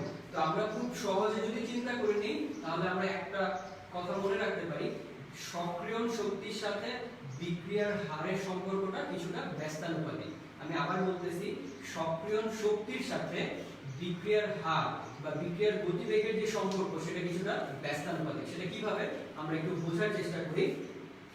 কোন একটা রাসায়নিক বিক্রিয়ার সক্রিয়ণ শক্তি যদি হয় 50,000 কিলোজুল এবং আরেকটা রাসায়নিক বিক্রিয়ার সক্রিয়ণ শক্তি যদি হয় 25,000 কিলোজুল, তাহলে সেই ক্ষেত্রে আমাদের গ্রাফটা আমরা যদি একটু বোর্ডে আঁকার চেষ্টা করি, এরকম চিন্তা করা যায়, যেই বিক্রিয়ার সক্রিয়ণ শক্তি 50,000 কিলোজুল তার জন্য আমরা এই গ্রাফটা চিন্তা করতে পারি, আর যে বিক্রিয়ার সক্রিয়ণ শক্তি 25,000 কিলোজুল তার জন্য আমরা এরকম একটা গ্রাফ চিন্তা করতে পারি। সেক্ষেত্রে দেখা যাবে আমাদের সর্বোচ্চ বিন্দুটা একটু নিচে নেমে আসছে, কারণ y অক্ষ বরাবর এখন আমাদের শক্তিটা কি কমে গেছে। তাহলে আমরা চিন্তা করতেছি দুইটা রাসায়নিক বিক্রিয়া, যেখানে একটা রাসায়নিক বিক্রিয়াতে শক্তিটা হচ্ছে সক্রিয়ণ শক্তিটা হচ্ছে 50,000 কিলোজুল, আর একটা রাসায়নিক বিক্রিয়াতে শক্তিটা হচ্ছে 25,000 কিলোজুল। এখন প্রশ্ন হচ্ছে তাহলে কোন বিক্রিয়াটা আগে সংঘটিত হবে অথবা কোন বিক্রিয়ার হার বেশি থাকবে। তো আমরা আসলে কোনো ম্যাথস না করে কোনো রেজাল্ট না দেখে শুধুমাত্র এই গ্রাফটা থেকে বলে দিতে পারি না যে আসলে বিক্রিয়কের জন্য কোন পাহাড়টাকে অতিক্রম করা সহজ হবে। যে পাহাড়টা ছোট, যে শক্তি পর্বতটা ছোট, তাহলে কোন শক্তি পর্বতটা ছোট? যে শক্তি পর্বতের মান সর্বোচ্চ মান ছোট। দ্যাট মিন্স যে শক্তি পর্বতটা 25,000 কিলোজুলের, সেই পর্বতটাকে পার হয়ে উৎপাদে পরিণত হওয়া বিক্রিয়কের জন্য সহজ হবে। তাহলে যে বিক্রিয়া সক্রিয়ণ শক্তি ছিল 25,000 কিলোজুল ওই বিক্রিয়াটা আগে সংঘটিত হবে, আর যে বিক্রিয়ার সক্রিয়ণ শক্তি ছিল 50,000 কিলোজুল সেই বিক্রিয়াটা সংঘটিত হওয়ার জন্য আমাদেরকে অনেকটা সময় অপেক্ষা করতে হবে। তাহলে এখান থেকে আমরা কি বুঝতে পারলাম যে রাসায়নিক বিক্রিয়ার গতিবেগ বা হার সক্রিয়ণ শক্তির সাথে ব্যস্তানুপাতিক। যদি সক্রিয়ণ শক্তির মান অনেক বেশি হয় তাহলে বিক্রিয়ার হার বা গতিবেগ কমে যাবে, যদি সক্রিয়ণ শক্তির মান কম হয় তাহলে বিক্রিয়ার হার বা গতিবেগ বেড়ে যাবে। আশা করি সবাই এই সম্পর্কটা বুঝতে পারছি আমরা। আমি আরেকবার বলে দিচ্ছি, সক্রিয়ণ শক্তি কি ছিল? যে নির্দিষ্ট পরিমাণ বা যে ন্যূনতম শক্তি অর্জন করলে কোন একটা রাসায়নিক বিক্রিয়ায় বিক্রিয়ক সমূহ উৎপাদে পরিণত হওয়ার সামর্থ্য অর্জন করে ওই শক্তিটাকে ওই রাসায়নিক বিক্রিয়ার সক্রিয়ণ শক্তি বলা হয়। তারপরের প্রশ্নটা ছিল সক্রিয়ণ শক্তি কিভাবে রাসায়নিক বিক্রিয়ার গতিবেগকে প্রভাবিত করে।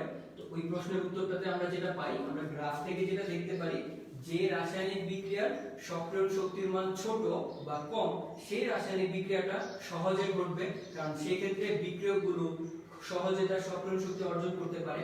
আর যদি কোনো একটা রাসায়নিক বিক্রিয়ার সক্রিয়ণ শক্তি হয় অনেক বেশি, তখন বিক্রিয়কগুলোকে ওই পরিমাণ সক্রিয়ণ শক্তি অর্জন করতে হলে অনেকটা সময় অপেক্ষা করতে হবে, এবং উৎপাদ তৈরির হারটা অনেক কমে যাবে। তাহলে আমরা মোট কথা একটা কথার মাধ্যমে সক্রিয়ণ শক্তির সাথে বিক্রিয়ার গতিবেগের সম্পর্কটা মনে রাখতে পারি।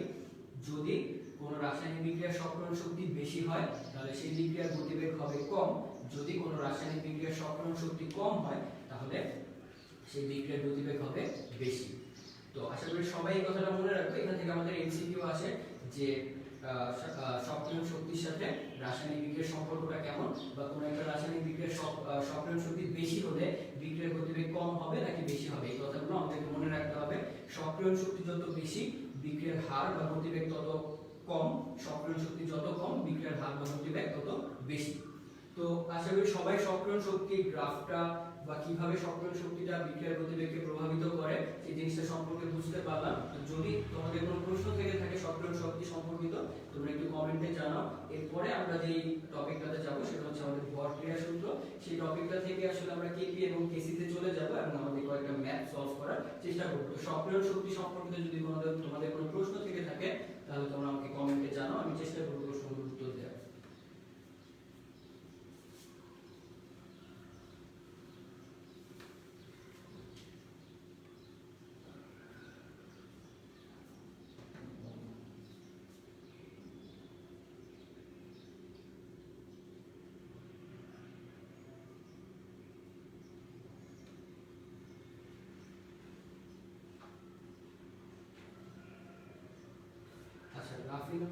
স্থিতিশক্তি এবং অন্তস্থ শক্তি একই রকম কিনা।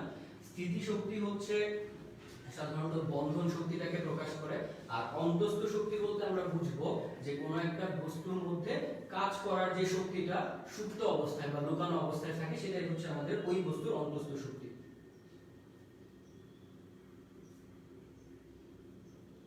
আচ্ছা, আরেকটা প্রশ্ন ছিল ফৌজিয়া সুলতানা, তাপ সমানুপাতিক বিক্রিয়ার হার কিনা। তো বিক্রিয়ার হারের সাথে তাপ সমানুপাতিক এই কথাটা বলা যাবে তাপ বাড়লে বিক্রিয়ার হার বাড়বে, কিন্তু বিক্রিয়ার হার ধ্রুবকের সাথে তাপ সমানুপাতিক এই কথাটা ব্যবহার করা যাবে না এবং এই কথাটা সত্যি না। আমি আবার বলে দিচ্ছি, বিক্রিয়ার হারের সাথে তাপ সমানুপাতিক। বিক্রিয়ার হার তখনই বাড়বে যদি আমরা তাপ বাড়াই, আর তাপমাত্রা কমায় দেওয়া হলে বিক্রিয়ার হার কমে যাবে, কিন্তু বিক্রিয়ার হার ধ্রুবক তাপমাত্রার সাথে সমানুপাতিকভাবে সম্পর্কিত নয়, এই কথাটা আমাদের মনে রাখতে হবে। আচ্ছা, সক্রিয়ণ শক্তি কিভাবে বের করব এটা একটা প্রশ্ন ছিল। তো সক্রিয়ণ শক্তি বের করার জন্য আমরা হচ্ছে একটা গ্রাফ চিন্তা করে নিতে পারি, সেখানে আমাদের আর্হেনিয়াসের সূত্রটা জানতে হবে। তো আমরা হয়তো পরবর্তী কোনো ক্লাসে আর্হেনিয়াসের সূত্রটা যখন আলোচনা করব তখন এই প্রবলেমটা আমরা সলভ করে দেওয়ার চেষ্টা করব। তো আর যদি কোনো প্রশ্ন না থাকে তাহলে হচ্ছে আমরা এর পরের টপিকটাতে চলে যাচ্ছি, সেটা হচ্ছে আমাদের ভর ক্রিয়া সূত্র।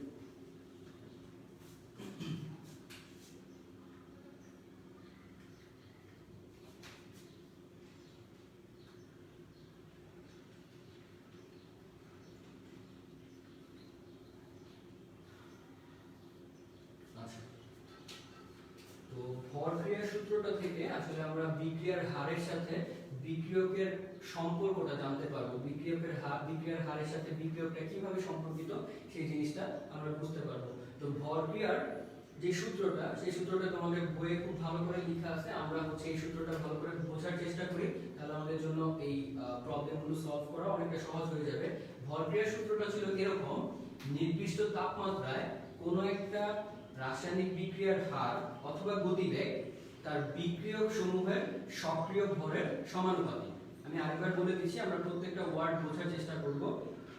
কোনো একটা নির্দিষ্ট তাপমাত্রায় একটা রাসায়নিক বিক্রিয়ার গতিবেগ বা হার তার বিক্রিয়ক সমূহের সক্রিয় ভরের সমানুপাতিক। এখন আমাদের এখান থেকে খুব ভালো করে বুঝতে হবে সক্রিয় ভর বলতে কি বোঝায়। এই সক্রিয় ভর জিনিসটা যদি আমরা বুঝতে পারি তাহলে আমাদের জন্য পরের স্টেপটা বোঝা আরেকটু সহজ হবে। তো সক্রিয় ভর বলতে আমরা দুইটা জিনিসকে বুঝবো, এবং এই দুইটা জিনিস কার উপর নির্ভর করবে আমরা বিক্রিয়াটা কোন অবস্থায় সংঘটিত করছি। আমরা কি বিক্রিয়াটা কঠিন বা তরল অবস্থায় সংঘটিত করব নাকি বিক্রিয়াটা গ্যাসীয় অবস্থায় সংঘটিত করব।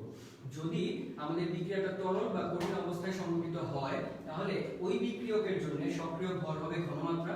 আমি আরেকবার বলে দিচ্ছি, যদি আমরা বিক্রিয়াটা তরল বা কঠিন অবস্থায় সংঘটিত করি তাহলে ওই বিক্রিয়ার জন্য বিক্রিয়কের সক্রিয় ভর হবে ঘনমাত্রা। আর যদি আমাদের রাসায়নিক বিক্রিয়াটা গ্যাসীয় অবস্থায় করা হয়, দ্যাট মিন্স আমাদের বিক্রিয়কগুলো যদি গ্যাসীয় অবস্থায় থাকে, তাহলে ওই বিক্রিয়ার জন্য বিক্রিয়কের সক্রিয় ভর হবে আংশিক চাপ।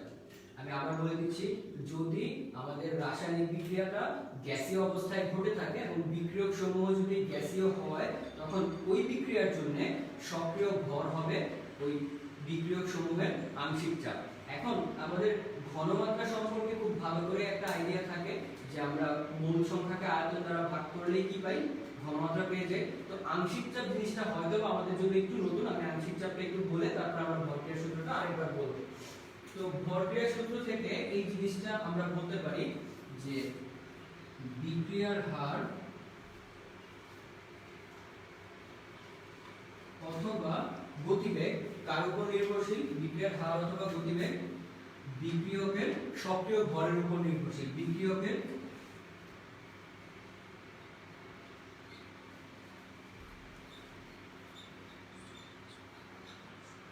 সক্রিয় ভরের উপর নির্ভরশীল। এই সক্রিয় ভর কয়টা? এই সক্রিয় ভর হবে দুইটা। যদি বিক্রিয়াটা কঠিন বা তরল অবস্থায় হয়, তাহলে সক্রিয় ভর হবে ঘনমাত্রা,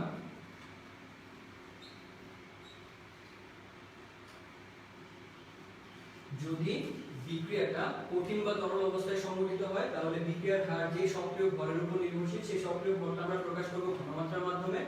আর যদি আমাদের বিক্রিয়াটা গ্যাসীয় অবস্থায় হয়, তার মানে আমাদের বিক্রিয়ক সমূহ যদি গ্যাস হয় বা গ্যাসীয় অবস্থায় থাকে, তাহলে ওই বিক্রিয়কের সক্রিয় ভর হবে আংশিক চাপ। আচ্ছা, তো আমরা সবাই ঘনমাত্রা সম্পর্কে অবগত বা ঘনমাত্রা সম্পর্কে আমাদের আইডিয়াটা মোটামুটি ক্লিয়ার থাকে যে আমরা ঘনমাত্রা বলতেই বুঝে যাই যে এই সূত্রটা,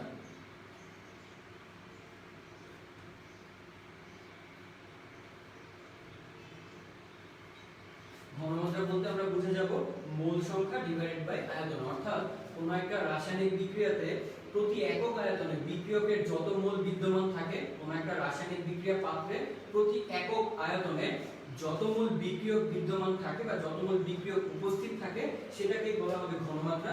এবং যদি আমার বিক্রিয়াটা কঠিন বা তরল অবস্থায় হয়, সেই ঘনমাত্রাটাই হবে বিক্রিয়ার হারের বা বিক্রিয়ার সক্রিয় ভর। এখন আমরা আংশিক চাপ সম্পর্কে একটু কম পরিচিত, তো আংশিক চাপ জিনিসটা কি সেটা আমি একটু বলে দিব। আংশিক চাপটা কিভাবে আমরা বের করতে পারি সেই জিনিসটা আমরা দেখব, কারণ আমাদের ম্যাথস করার ক্ষেত্রে এই জিনিসটা কাজে লাগবে। তো আমি আংশিক চাপ জিনিসটাকে একটা চিত্র থেকে বোঝানোর চেষ্টা করি। আমরা ধরে নিচ্ছি এই পাত্রে তিনটা গ্যাস আছে, একটা হচ্ছে এ গ্যাস, একটা বি গ্যাস, একটা সি গ্যাস। তো শর্তগুলো খুব ভালোভাবে মনে রাখতে হবে। আমরা ধরে নিচ্ছি একটা বিক্রিয়া পাত্র, সেই পাত্রটার আয়তন আমরা ধরে নিচ্ছি ভি, এবং আমরা যে মিশ্রণটা তৈরি করলাম সেই মিশ্রণের চাপ আমরা ধরে নিচ্ছি পি। এবং আমাদের কিন্তু মনে রাখতে হবে এই তিনটা গ্যাস কখনোই নিজেদের মধ্যে বিক্রিয়া করে না, তারা জাস্ট একটা মিশ্রণ তৈরি করবে, পরস্পর বিক্রিয়া বিহীন। আমাদের এই কথাটা চিন্তা করতে হবে, তারা কোনো উৎপাদ তৈরি করবে না, এখানে একটা মিশ্রণ তৈরি করলো, সেই মিশ্রণের চাপ হচ্ছে পি, আর যে আমাদের পাত্রটা সেই পাত্রের আয়তনটা হচ্ছে আমাদের এখানে ভি। এখন এই মিশ্রণ অবস্থায় প্রত্যেকটা গ্যাস ভি আয়তনের একটা নির্দিষ্ট জায়গা দখল করে থাকে। কিন্তু আমি যদি এই পাত্র থেকে দুইটা গ্যাসকে এলিমিনেট করে দেই, দুইটা গ্যাসকে বের করে দেই, সাপোজ আমরা এই পাত্র থেকে কি করলাম, বি এবং সি গ্যাসকে সরিয়ে নিয়ে গেলাম, তখন এ গ্যাসের মোলগুলো কি করবে, সম্পূর্ণ পাত্রটাকে দখল করে রাখবে। তখন এ গ্যাসটা পাত্রের পি চাপের পরিবর্তে নিজের মোল সংখ্যার জন্য যে চাপ প্রয়োগ করবে তাকেই আমরা বলবো এ গ্যাসের আংশিক চাপ। আমি আরেকবার বলে দিচ্ছি, আমরা ডেফিনেশন না বলে আমরা উদাহরণ থেকে বোঝার চেষ্টা করব।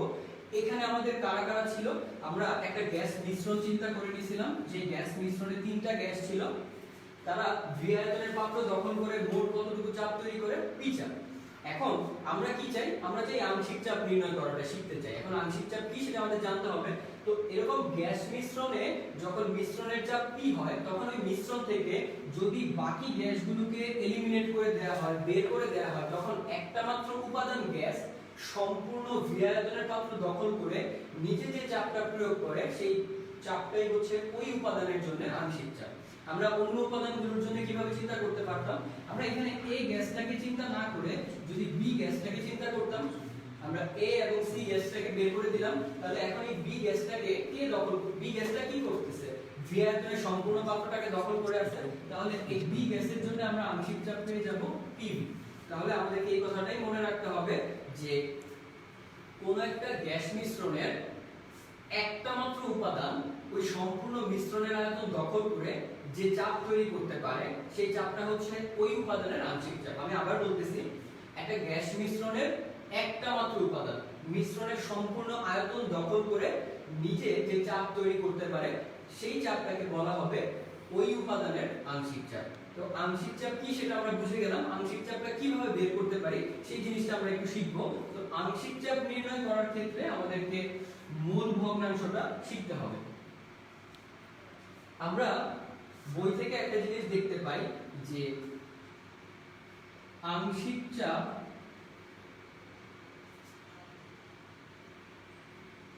সমান মোট চাপ গুণ মূল ভগ্নাংশ।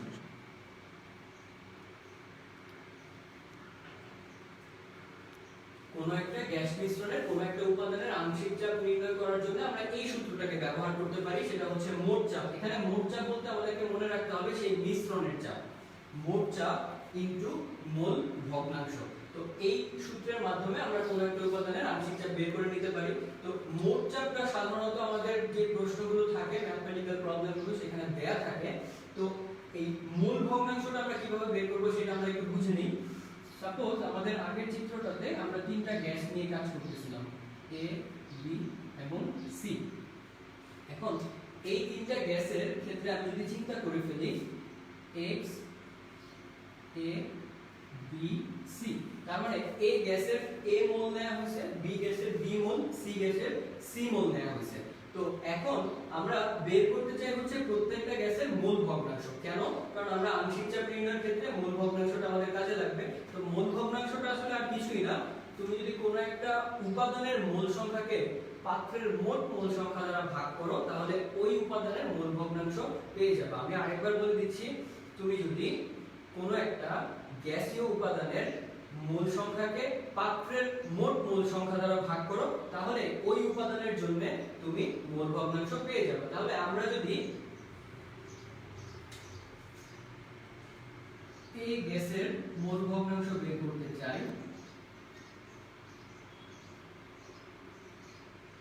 এই গ্যাসের মোল ভগ্নাংশ যদি বের করতে চাই তাহলে আমরা কি করব? এই গ্যাসের মোল সংখ্যাকে ভাগ করব কি দ্বারা? পাত্রের মোট মোল সংখ্যা দ্বারা। পাত্রের মোট মোল সংখ্যা দ্বারা। পাত্রের মোট মোল সংখ্যা কি হবে? A + B + C। তাহলে এটাই আমাদের হয়ে গেল এই গ্যাসের মোল ভগ্নাংশ। আমি আবার বলে দিচ্ছি, মোল ভগ্নাংশ হচ্ছে কোন একটা উপাদানের মোল সংখ্যাকে পাত্রের মোট মোল সংখ্যা দ্বারা ভাগ করলে যে ভগ্নাংশ পাওয়া যাবে সেটাই হচ্ছে ওই উপাদানের মোল ভগ্নাংশ। তো আমরা এইভাবে চাইলে B গ্যাসের জন্য মোল ভগ্নাংশ বের করতে পারতাম B/A + B + C, অথবা C গ্যাসের জন্য বের করতে পারতাম C/A + B + C। এবং এই মোল ভগ্নাংশটা যখন আমরা এই সূত্রে ইনপুট করব এবং আমরা প্রশ্ন থেকে যখন মোট চাপটাকে নিয়ে নিব তখনই আমরা ওই গ্যাসের জন্য আংশিক চাপটা পেয়ে যাব। এবং এই আংশিক চাপটা আমাদের কাজ করবে কি হিসাবে? বিক্রিয়ার সক্রিয় ভর হিসাবে। সেই সক্রিয় ভরটা কোথায় কাজে লাগবে? বিক্রিয়ার হারকে প্রভাবিত করার কাজে। তো আশা করি বিক্রিয়ার ভর ক্রিয়ার যে সূত্রটা ছিল সেই সূত্রটা আমরা মোটামুটি হলো একটু বুঝতে পারছি। সূত্রটা আমি আরেকবার বলে দিচ্ছি, কোনো একটা নির্দিষ্ট তাপমাত্রায় কোনো একটা রাসায়নিক বিক্রিয়ার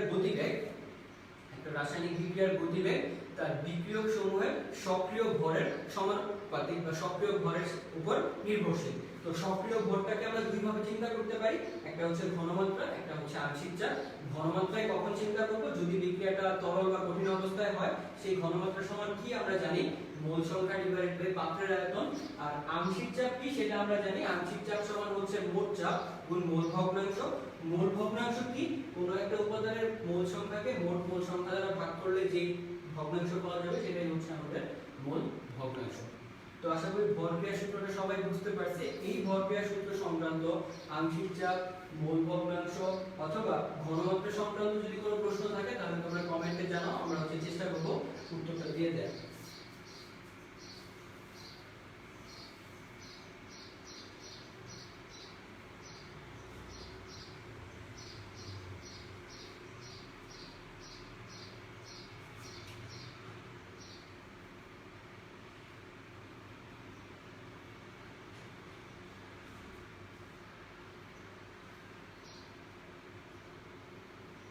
আমরা আমাদের ক্লাসের লাস্ট টপিকে চলে আসছি। সেই টপিকটাতে আমরা শিখব সাম্যাবস্থায় কিভাবে সাম্য ধ্রুবকগুলোকে নির্ণয় করা যায়, সাম্যাবস্থায় কিভাবে কেটি এবং কেসি কে নির্ণয় করা যায়।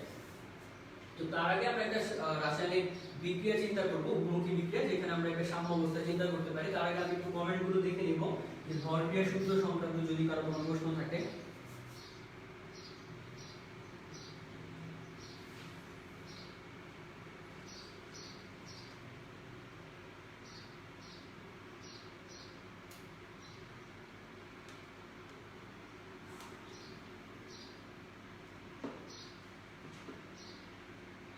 আচ্ছা, আমি একটু কমেন্টগুলো দেখে নিচ্ছি। আচ্ছা, এখন পর্যন্ত তোমাদের ক্ষেত্রে হচ্ছে ভরক্রিয়া সূত্র থেকে কোনো প্রশ্ন আমরা এখনো পাইনি। যদি তোমাদের ভরক্রিয়া সূত্র থেকে কোনো ধরনের প্রবলেম থাকে বা প্রশ্ন থাকে তাহলে তোমরা কমেন্ট করে জানাতে পারো, আমরা চেষ্টা করবো ওগুলো উত্তর দেওয়ার। আর সক্রিয় শক্তি কিভাবে বের করে আমি আরেকবার বলে দিচ্ছি। আমাদের আর্হেনিয়াসের সক্রিয় তাপ একটা সূত্র আছে, যেখানে আমরা হচ্ছে বিক্রিয়ার হার ধ্রুবকের সাথে তাপমাত্রার সম্পর্কটা দেখতে পারি। সেই সূত্রের লেখচিত্র থেকে আমরা খুব সহজেই সক্রিয় শক্তিটা বের করে নিতে পারি। কিন্তু আজকের ক্লাসে আমরা ওই টপিকটা ইনক্লুড করি নাই, তো আমরা নেক্সট কোনো ক্লাসে ওই জিনিসটা অবশ্যই দেখাবো। তো আমরা লাস্টে যে টপিকটাতে চলে আসছি, আমাদের সাম্যাবস্থায় কেপি এবং কেসি কিভাবে আমরা নির্ণয় করব। তো সাম্যাবস্থায় কেপি কেসি নির্ণয় করার আগে আমি একটা উন্মুখী বিক্রিয়া চিন্তা করে নিব, যেখানে হচ্ছে আমরা একটা সাম্যাবস্থা চিন্তা করব বা সাম্যাবস্থায় বিক্রিয়াটা ঘটতে থাকবে। তো এই বিক্রিয়ার জন্য আমরা এরকম চিন্তা করে নিতে পারি।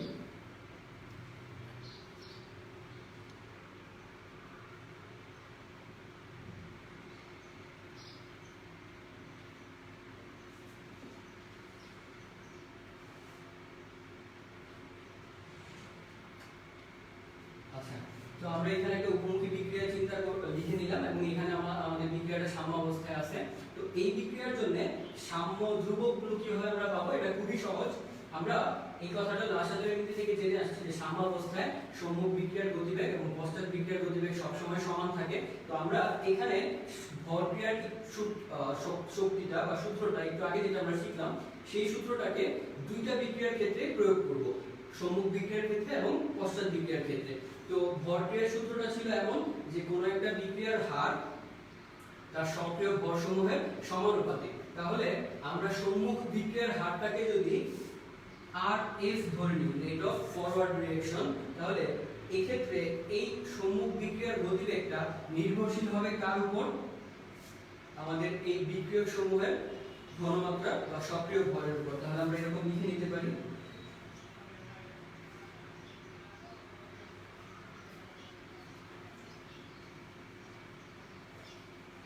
আচ্ছা, তো এখানে আমাদের মনে রাখতে হবে মোল সংখ্যাগুলো সবসময় ঘাত আকারে চলে আসবে ভরক্রিয়া সূত্রে।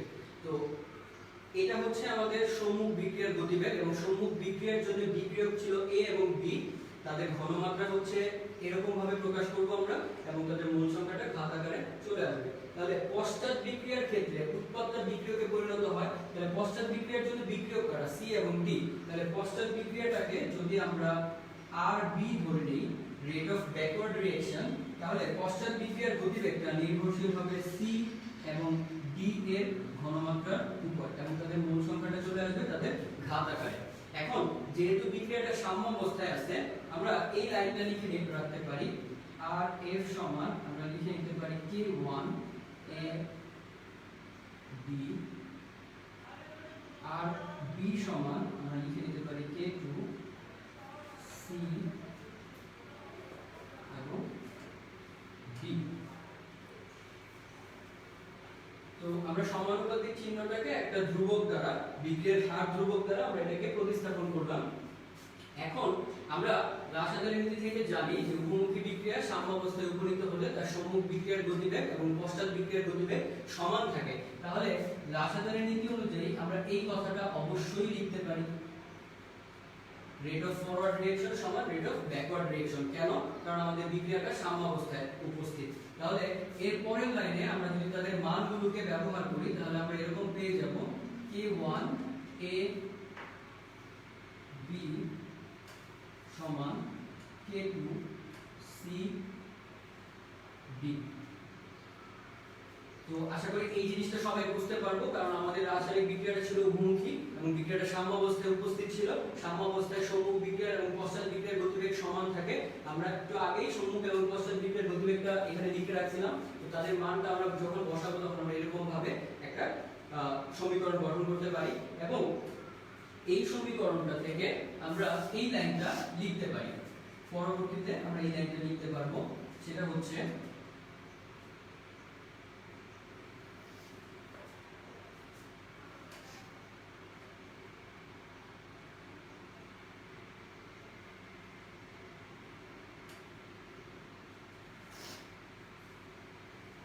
আমরা জাস্ট এর পরের লাইনে সাইড চেঞ্জ করে অথবা আর গুণ করে আমরা এই লাইনটা লিখতে পারি। এবং আমরা যদি বাম পাশে একটু খেয়াল করি তাহলে দেখবো আমরা দুইটা বিক্রিয়ার হার ধ্রুবকের একটা অনুপাত চলে আসছে। যখনই এরকম দুইটা ধ্রুবক তাদেরকে ভাগফল আকারে বা অনুপাত আকারে লেখা হয় তখন আমরা তাদেরকে আরেকটা নতুন কনস্ট্যান্ট আকারে পাই। তো ওই কনস্ট্যান্ট বা ওই ধ্রুবকটা বা ওই হার ধ্রুবকটার নাম আমরা বলতে পারি হচ্ছে k অফ c। এই k অফ c টাই আসলে আমাদের বিক্রিয়ার সাম্য ধ্রুবক। এখন এখানে আমরা k অফ c টা কেন ব্যবহার করলাম? c for concentration. যেহেতু আমরা ধরে নিছি যে আমাদের বিক্রিয়াটা হচ্ছে কঠিন বা তরল অবস্থায় হচ্ছে এবং আমরা সক্রিয় ভর হিসেবে এখানে ঘনমাত্রাকে ধরে নিছি, এইজন্য আমাদের বিক্রিয়ার সাম্য ধ্রুবকটা এখানে হবে kc। যদি আমাদের বিক্রিয়াটা থাকতো হচ্ছে গ্যাসীয় অবস্থায় এবং আমাদের বিক্রিয়কগুলো যদি গ্যাস থাকতো তখন আমাদের সক্রিয় ভরটা হয়ে যেত আংশিক চাপ এবং তখন আমরা যে সাম্য ধ্রুবকটা এখানে পাইতাম সেটা হয়ে যেত k অফ p বা প্রেসারের জন্য আমরা যে সাম্য ধ্রুবকটা পাবো।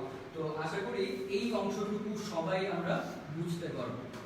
ভরক্রিয়া সূত্র থেকে কিভাবে একটা রাসায়নিক বিক্রিয়ার সাম্য ধ্রুবক আমরা নির্ণয় করতে পারি।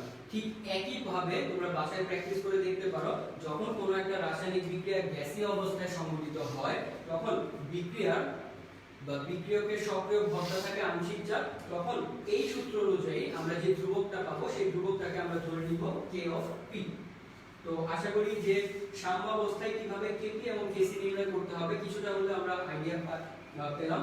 তো আমরা এর পরের টপিকটা আমরা হচ্ছে আসলে আজকের ক্লাসে যে জিনিসটার জন্য ওয়েট করতেছিলাম যে আমরা ম্যাথস রিলেটেড কয়েকটা প্রবলেম সলভ করব, সেই জায়গাটাতে আমরা চলে যাব। আশা করি সবাই kp এবং kc রিলেটেড যে ফর্মুলেশনটা ভরক্রিয়ার সূত্রের সাথে তাদের সম্পর্কটা সেই জিনিসটা আমরা বুঝতে পারলাম। এবং তোমাদের এই পর্যন্ত যদি কোনো প্রশ্ন থেকে থাকে তাহলে তোমরা আমাকে জানাও, এরপরে আমরা ম্যাথসে চলে যাব।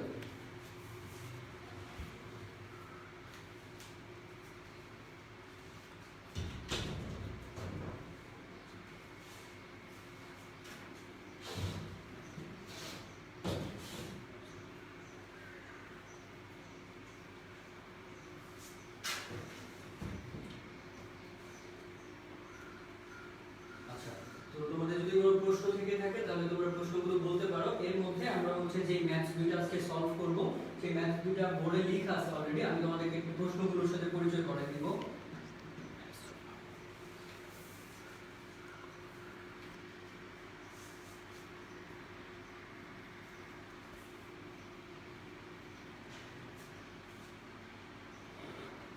আচ্ছা, তো প্রথম ম্যাথটাতে আমরা যদি একটু চলে যাই তাহলে আমরা একটু খেয়াল করব যে এখানে প্রথম ম্যাথটাতে বলা আছে 700 কেলভিন তাপমাত্রায় 1 মোল হাইড্রোজেন এবং 1 মোল আয়োডিন মিশ্রণকে কত লিটার? 10 লিটার বিক্রিয়া পাত্রে নেওয়া হবে। আমি আবার বলে দিচ্ছি, 1 মোল হাইড্রোজেন এবং 1 মোল আয়োডিনকে আমরা কোথায় নিলাম? 10 লিটারের বিক্রিয়া পাত্রে নেওয়া হবে। এখন ওই তাপমাত্রায়, কত তাপমাত্রায়? 700 কেলভিন তাপমাত্রায় বিক্রিয়ার সাম্য ধ্রুবক Kc এর মান হচ্ছে 57। আমি আবার বলে দিচ্ছি, আমাদের প্রশ্নে দেয়া আছে ওই তাপমাত্রায় মানে বিক্রিয়াটা যে তাপমাত্রায় সংঘটিত হচ্ছে ওই তাপমাত্রায় আমাদের বিক্রিয়ার সাম্য ধ্রুবকের মান হচ্ছে 57 হলে সাম্য অবস্থায় হাইড্রোজেন আয়োডিন এবং হাইড্রোজেন আয়োডাইডের ঘনমাত্রা কত? তাহলে আমাদেরকে এখানে কি বের করতে বলা হচ্ছে আমরা যদি একটু খেয়াল করি তাহলে আমাদেরকে হাইড্রোজেন আয়োডিন এবং হাইড্রোজেন আয়োডাইডের ঘনমাত্রা কোথায় বের করতে বলা হচ্ছে? কোন অবস্থায়? সাম্য অবস্থায় বের করতে বলা হচ্ছে। প্রশ্নের আরো একটা অংশ আছে, সেটা হচ্ছে সাম্য মিশ্রণে অথবা সাম্য অবস্থায় মোল এককে প্রতিটি উপাদান হিসাব করো। তার মানে সাম্য অবস্থায় প্রতিটি বিক্রিয়ক এবং উৎপাদের কত মোল করে উপস্থিত সেটাও আমাদেরকে বের করে দিতে হবে। তাহলে আমরা ম্যাথের প্রথম পার্টটা করে নিব। তো আমাদের এখানে কতগুলো জেনারেল ইনস্ট্রাকশন থাকবে তোমাদের জন্য। এই ধরনের কেপিটিসি এর ম্যাথ যখনই আমরা করতে যাব আমাদেরকে ফার্স্ট কয়েকটা রুলস ফলো করতে হবে। প্রথমত আমাদেরকে রাসায়নিক বিক্রিয়াটা লিখতে হবে, বিক্রিয়াটাকে সমতা করতে হবে এবং পরবর্তীতে ওই সমতাকৃত বিক্রিয়ার উপর আমাদের ম্যাথসে যে ডাটাগুলো দেওয়া থাকবে সেই ডাটাগুলোকে অ্যাপ্লাই করে আমরা আসলে রেজাল্টটাকে পেয়ে যাব। তো প্রথমে আমরা আসলে এই বিক্রিয়ার রাসায়নিক সমীকরণটা লিখে নিব, তাহলে পরবর্তী ধাপগুলো আমাদের জন্য সহজ হয়ে যাবে। তাহলে আমাদের বিক্রিয়াটা ছিল এরকম, আমরা হাইড্রোজেন এবং আয়োডিনকে বিক্রিয়া করার মাধ্যমে একটা বহুমুখী বিক্রিয়ার মাধ্যমে আমরা হাইড্রোজেন আয়োডাইডে পরিণত করছি। এবং আমি শুরুতে তোমাদেরকে বলছি প্রথম স্টেপটা হচ্ছে এখানে আমাদেরকে বিক্রিয়াটা লিখতে হবে, দ্বিতীয় স্টেপে অবশ্যই বিক্রিয়াটাকে সমতা করতে হবে। তো এটা যদিও খুবই একটা সহজ বিক্রিয়া, এটা সমতা করাটাও খুবই সহজ। তারপরে বিক্রিয়া, কারণ যেহেতু এখনো বিক্রিয়াটা শুরু হয় নাই, তাহলে এখানে বিক্রিয়াটা শুরু হওয়ার আগ পর্যন্ত আমরা কোনো উৎপাদ পাবো না। আমরা ধরে নিতে পারি যে টি সময় পর বিক্রিয়াটা সাম্য অবস্থায় যাবে, তাহলে সাম্যাবস্থায়। এখন যখন বিক্রিয়াটা সাম্যাবস্থায় চলে আসবে তখন কি হবে? এই হাইড্রোজেন এবং আয়োডিন থেকে একটা নির্দিষ্ট পরিমাণ অংশ সক্রিয়ণ শক্তি অর্জনের মাধ্যমে, আমরা এই ম্যাথসগুলো যখন করব আমাদের ক্লাসের আগের টপিকগুলোকে একটু মনে করার চেষ্টা করব। এখানে হাইড্রোজেন এবং আয়োডিনটা কি করবে? একটা নির্দিষ্ট সময় পর সক্রিয়ণ শক্তি অর্জনের মাধ্যমে উৎপাদে পরিণত হওয়া শুরু করবে। তো আমরা ধরে নিলাম হাইড্রোজেন এবং আয়োডিন থেকে x মোল করে অংশ বিয়োজিত হয়ে উৎপাদে পরিণত হয়। তাহলে সাম্যাবস্থায় আমরা বলে দিতে পারি এখানে হাইড্রোজেনের পরিমাণ হবে 1 - x মোল, কারণ x মোল অংশ বিয়োজিত হয়ে উৎপাদ তৈরিতে কাজে লাগবে। আয়োডিনের অংশ হবে 1 - x মোল, এবং প্রত্যেকটা বিক্রিয়ক থেকে x মোল করে অংশ মিলে এখানে 2x মোল উৎপাদ তৈরি করবে। তো এই ফ্রেমওয়ার্কটা যখনই তৈরি হয়ে যাবে তখনই আমাদের জন্য ম্যাথসটা করা খুবই সহজ হয়ে যাবে। তো এটা সবার জন্য একটা জেনারেল ইনস্ট্রাকশন থাকবে, যখনই তোমরা কেপিকেসি এর ম্যাথগুলো তোমরা করার চেষ্টা করো তখন প্রথমে রাসায়নিক বিক্রিয়া লিখবা, তারপরে হচ্ছে এই বিক্রিয়াটা সমতাকরণ করবা, এবং বিক্রিয়ার দুইটা সময় অবশ্যই তোমাকে কনসিডার করতে হবে। বিক্রিয়ার শুরুতে রাসায়নিক বিক্রিয়ার কি কি উপস্থিত ছিল, বিক্রিয়া পাত্রে কি কি উপস্থিত ছিল, এবং যখন বিক্রিয়াটা সাম্যাবস্থায় উপস্থিত হয় তখন কত মোল করে বিক্রিয়া পাত্রে উপস্থিত। তো এখন আমরা চলে যাচ্ছি হচ্ছে আমাদের কোশ্চেনে। তো এই কোশ্চেনটাতে আমাদের জন্য একটা ক্লু দেয়া আছে। ক্লুটা কোথায়? ক্লুটা হচ্ছে আমাদের এখানে সাম্য ধ্রুবকের মানটা দেয়া আছে। আর একটু আগে আমরা ভরবেগের সূত্র থেকে সাম্য ধ্রুবকের মানটা কিভাবে বের করতে হয় সেটা শিখে নিছি। তো আমরা সেই সূত্রটাই এখানে অ্যাপ্লাই করব, এবং আমরা এই সাম্য ধ্রুবকের মান ব্যবহার করে এবং এখানে সাম্যাবস্থায় উপস্থিত বিক্রিয়কগুলোকে ব্যবহার করে একটা সমীকরণ তৈরি করার চিন্তা করব, এবং আমরা এখান থেকে আসলে x এর মানটাকে খুঁজব। যখন আমরা x এর মানটা পেয়ে যাব তখনই আসলে আমাদের ম্যাথসের বাকি অংশগুলো অটোমেটিক চলে আসবে। তো আমরা সমীকরণটা কিভাবে হচ্ছে ফর্ম করব সেই জিনিসটা একটু দেখার চেষ্টা করি। তো সমীকরণটা গঠন করার ক্ষেত্রে আমাদের ভরবেগের সূত্রটা মনে রাখতে হবে। ভরবেগের সূত্র অনুযায়ী কেসি বা সাম্য ধ্রুবক সমান কি ছিল? সাম্য ধ্রুবক সমান ছিল উৎপাদের ঘনমাত্রা ডিভাইডেড বাই বিক্রিয়কের ঘনমাত্রা। তো এখানে আমাদের উৎপাদের ঘনমাত্রাটা কি? উৎপাদের ঘনমাত্রাটা হচ্ছে উৎপাদটা হচ্ছে হাইড্রোজেন আয়োডাইড, যেহেতু তার 2 মোল দেয়া হচ্ছে তাহলে আমরা এখানে 2 নিব। আচ্ছা, তার পরবর্তীতে এখানে আমাদেরকে কি করতে হবে? হাইড্রোজেন এবং আয়োডিনের ঘনমাত্রা নিতে হবে। তো এই হচ্ছে আমাদের ভরবেগের সূত্র অনুযায়ী সাম্য ধ্রুবকটাকে আমরা কিভাবে বের করব। এখন আমাদের আরেকটা জিনিস মনে রাখতে হবে, সেটা হচ্ছে যখনই আমরা এই সূত্রের মানগুলো বসাবো সেই মানটা অবশ্যই কোন অবস্থায়? সাম্য অবস্থায়। বিক্রিয়াটা যখন শুরু হয় তখন আসলে আমাদের কোনো উৎপাদ থাকে না। তো আমরা অবশ্যই মনে রাখবো আমরা যখন সাম্য ধ্রুবকের সমীকরণটা তৈরি করে ফেলবো সেই সমীকরণে কোন মানগুলোকে আমরা ব্যবহার করব? সাম্যাবস্থায় বিক্রিয়া পাত্রে উপস্থিত যে মানগুলো সেই মানগুলোকে আমরা ব্যবহার করব। তাহলে আমরা একটু যদি খেয়াল করি সাম্যাবস্থায় এখানে কত মোল উৎপাদ ছিল? 2x মোল। এবং প্রশ্ন থেকে যদি আমরা খেয়াল করি মিশ্রণটা কত লিটার আয়তনের পাত্রে? মিশ্রণটা ছিল 10 লিটার আয়তনের একটা পাত্রে। তাহলে ঘনমাত্রাটা একটু আগে আমরা দেখতেছিলাম ঘনমাত্রা সমান কি ছিল? মোল সংখ্যা ডিভাইডেড বাই আয়তন। তাহলে এখানে উৎপাদের আয়তনটা কি হবে? 2x ডিভাইডেড বাই 10 স্কয়ার, যেহেতু উপরে একটা 2 ছিল। আমি আবার বলে দিচ্ছি সাম্যাবস্থায় উৎপাদের পরিমাণ ছিল 2x, পাত্রের আয়তন হচ্ছে 10 লিটার, ঘনমাত্রা সমান আমরা কি জানি? মোল সংখ্যা ডিভাইডেড বাই আয়তন। তাহলে আমরা এখানে উৎপাদের ঘনমাত্রাটা পেয়ে গেলাম। সরি, এখন আমরা বিক্রিয়কের ঘনমাত্রাটা ব্যবহার করব। তো সাম্যাবস্থায় বিক্রিয়ক কত মোল উপস্থিত? হাইড্রোজেন হচ্ছে 1 x মোল। কত লিটার পাত্রে? আবার মনে রাখতে হবে 10 লিটারের একটা পাত্র। তাহলে এখানে ঘনমাত্রাটা হবে এমন। আবার আয়োডিনের ক্ষেত্রেও 1 x মোল 10 লিটারের একটা পাত্রে। তো আমরা আসলে যেই সমীকরণটা খুঁজতেছিলাম বা যেই সমীকরণটা সমাধান করে ম্যাথটা করার কথা চিন্তা করতেছিলাম, সেই সমীকরণটা অলরেডি আমাদের গঠিত হয়ে গেছে। এখন এই সমীকরণটাকে সমাধান করলেই আমরা x এর মানটা পেয়ে যাব। তো এই সমীকরণটা সমাধান করার জন্য আমি হচ্ছে উপরের অংশগুলো মুছে দিচ্ছি। তো সবার এখন আপাতত মনে থাকবে যে সাম্যাবস্থায় কোন অংশটা কতটুকু উপস্থিত ছিল। তাহলে আমরা এই সমীকরণটাকে যদি কন্টিনিউ করি তাহলে আমরা এই জিনিসটা খেয়াল রাখবো। প্রশ্নে আমি বলতেছিলাম যে আমাদের একটা ক্লু দেয়া আছে, ক্লুটা হচ্ছে সাম্য ধ্রুবকের মান। সেই মানটা আমরা এখানে ব্যবহার করব। মানটা দেয়া ছিল 57। তাহলে আমরা যদি এখানে Kc এর মান 57 ব্যবহার করি, এখান থেকে আমরা যা যা পাবো তা হচ্ছে এরকম।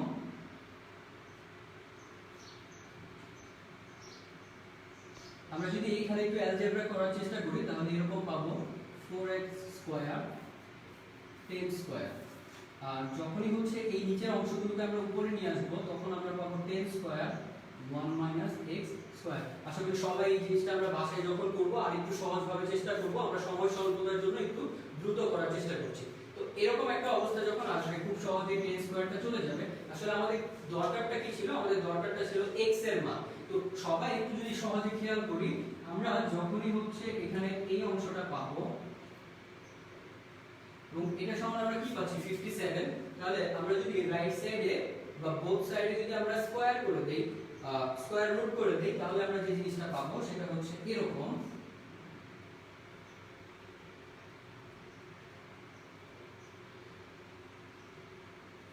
আমাদের ফাইনালি যে অংশটা আমরা পেলাম সেটা হচ্ছে +-57 সমান 2x ডিভাইডেড বাই 1 x। এই অংশটাকে তোমরা খুব সহজেই সমাধান করে x এর মানটা বের করে ফেলতে পারবে। এবং যখনই আমরা x এর মানটা বের করে ফেলতে পারবো তখনই আমরা সাম্যাবস্থায় হাইড্রোজেন আয়োডিন এবং হাইড্রোজেন আয়োডাইডের ঘনমাত্রাটা বের করে ফেলতে পারবো। তো আমরা সময় স্বল্পতার জন্য এখানে x এর মানটাকে সরাসরি ব্যবহার করব। এখানে x এর সম্ভাব্য দুইটা মান আসতে পারে। একটা মান হচ্ছে অনেকটা এরকম, হয়তো একটু ভুল হতে পারে, বাট একটা মান অনেকটা এরকম 0.0136। আরেকটা মান হচ্ছে 0.017। তো আমাদের একটু মনে রাখতে হবে আসলে আমরা যখন এক মোল অংশ নিয়ে কাজ করব তখন এই অংশটা কখনোই বিয়োজিত হওয়া সম্ভব না। এখানে একটু ভুল হচ্ছে, তো আমাদের এখানে একটু মনে রাখতে হবে 136। আচ্ছা, তো আমাদের একটু খেয়াল রাখতে হবে এই মানটা কেন গ্রহণযোগ্য নয়। কারণ আমরা প্রশ্নের শুরুতে বলে দিয়েছিলাম যে এক মোল হাইড্রোজেন এবং এক মোল আয়োডিন নিয়ে কাজ করতেছি। এক মোল হাইড্রোজেন এবং আয়োডিন থেকে কখনোই এক মোলের বেশি বিয়োজিত হতে পারে না। তাহলে আসলে আমাদের দুইটা মান আসলো, একটা মান গ্রহণযোগ্য হবে না। তাহলে আমরা যেই মানটাকে গ্রহণযোগ্য হিসেবে চিন্তা করতে পারি সেটা হচ্ছে 0.0136। তাহলে আমাদের প্রশ্নে কি বলা ছিল? সাম্যাবস্থায় হাইড্রোজেন আয়োডিন এবং হাইড্রোজেন আয়োডাইডের ঘনমাত্রা আমরা কিভাবে বের করব। এখন তাহলে সাম্যাবস্থায় আমাদের হাইড্রোজেন এবং আয়োডিন কতটুকু করে ছিল আমরা বিক্রিয়াটাকে আরেকবার যদি একটু লিখে ফেলি তাহলে আমাদের বুঝতে সহজ হবে। সাম্যাবস্থায় ছিল 1 x মোল 1 x মোল 2x মোল। তাহলে সবাই আমরা x এর এই ভ্যালুটাকে যদি এই জায়গাতে ইনপুট করে দেই তাহলে এখান থেকে আমরা কি পেয়ে যাব? হাইড্রোজেনের অনুপাত বা হাইড্রোজেনের পরিমাণ যদি আমরা এখানে বসাই 1 0.0136, তাহলে এখান থেকে আমরা কি পেয়ে যাব? আয়োডিনের পরিমাণ। এখানে যদি আমরা বসাই 2 0.0136, তাহলে এখান থেকে আমরা পেয়ে যাব হাইড্রোজেন আয়োডাইডের পরিমাণ। তাহলে প্রশ্নের প্রথম যে অংশটা আমাদের কাছে জানতে চাওয়া ছিল সেটা ছিল এরকম যে সাম্যাবস্থায় হাইড্রোজেন আয়োডিন এবং হাইড্রোজেন আয়োডাইডের ঘনমাত্রা কত, সেই অংশটা আমরা এখান থেকে বের করে ফেলতে পারবো। আশা করি ক্যালকুলেশনগুলো সবাই বাসায় করে নিব আমরা। এরপরে প্রশ্নের আরেকটা অংশে আমরা চলে যাব। সেটা হচ্ছে এরকম যে সাম্য মিশ্রণে মোল এককে প্রতিটি উপাদান হিসাব করো। সাম্য মিশ্রণে মোল এককে প্রতিটি উপাদান হিসাব করো।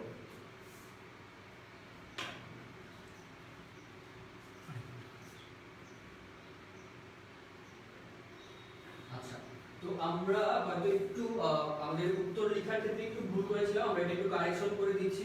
সেটা হচ্ছে এখানে x এর দ্বিতীয় মানটা সেটা হচ্ছে আসলে এরকম 7905। তো এই ভুলটা আমাদের জন্য খুব বেশি বড় ভুল না, আমরা যদি একটু খেয়াল করি এক মোল অংশ থেকে এত মোল অংশ বিয়োজিত হওয়াটা খুবই স্বাভাবিক। তো আসলে আমরা জাস্ট যে কাজটা করব, কারেকশনটা করব, সেটা হচ্ছে এই মানগুলোকে এখানে ইনপুট করব। তাহলে x মোলের মানটা আমরা 0.7905 এখানে আমরা বসাবো 7905, এখানে বসাবো 7905। এখান থেকে যে মানগুলো আসবে সেটাই হচ্ছে আমাদের প্রশ্নের প্রথম অংশের উত্তর।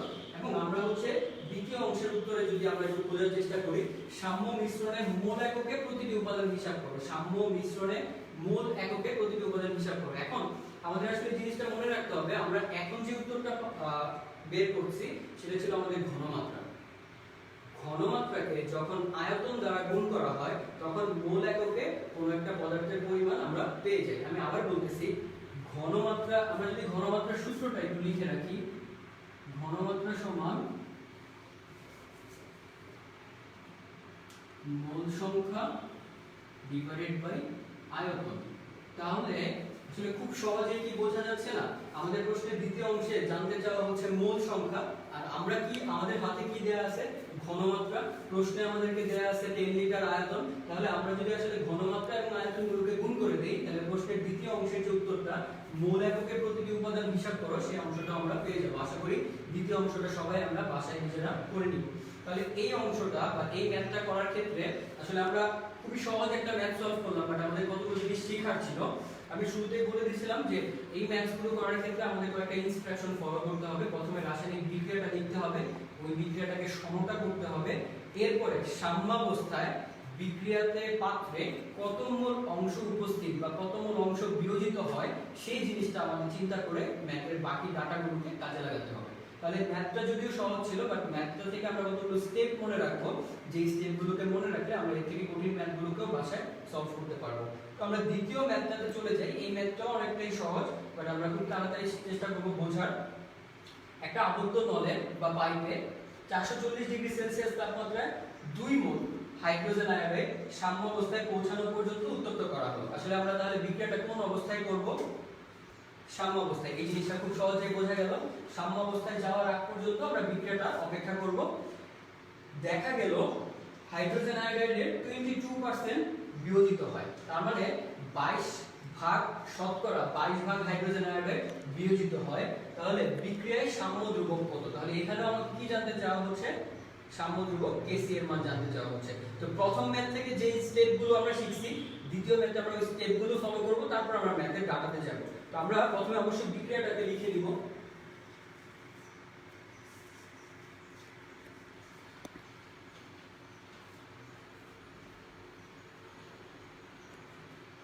আচ্ছা, তো দ্বিতীয় প্রশ্নটা প্রথম প্রশ্নের যে বিক্রিয়াটা ছিল তার ঠিক বিপরীত। প্রথম প্রশ্নে আমরা আসলে হাইড্রোজেন এবং আয়োডিন থেকে হাইড্রোজেন আয়োডাইড তৈরি করতেছিলাম, আর দ্বিতীয় প্রশ্নে হাইড্রোজেন আয়োডাইডকে বিয়োজিত করতে বলা হচ্ছে। তাহলে হাইড্রোজেন আয়োডাইডকে বিয়োজিত করে আসলে আমরা এখান থেকে কি পাবো, হাইড্রোজেন এবং আয়োডিন পাবো। তাহলে প্রশ্নের বিক্রিয়াটা যদি আমরা লিখে ফেলি, তাহলে প্রবলেম সলভ নাম্বার 2, এখান থেকে আমাদেরকে বলা হচ্ছে হাইড্রোজেন আয়োডাইডকে বিয়োজিত করতে হবে এবং বিক্রিয়াটা কোন অবস্থাতে ঘটবে, সাম্য অবস্থায়। সেখান থেকে আমরা কি কি অংশ পাবো, আমরা সবাই জানি হাইড্রোজেন এবং আয়োডিন। তো আমি বলছিলাম বিক্রিয়ার প্রথম ম্যাথগুলো সলভ করার ফার্স্ট স্টেপ হচ্ছে রাসায়নিক বিক্রিয়াটা লিখতে হবে, সেকেন্ড স্টেপ হচ্ছে আমাদেরকে সমতা করতে হবে। তো আমি এখানে খুব সহজেই সমতা করে নিলাম।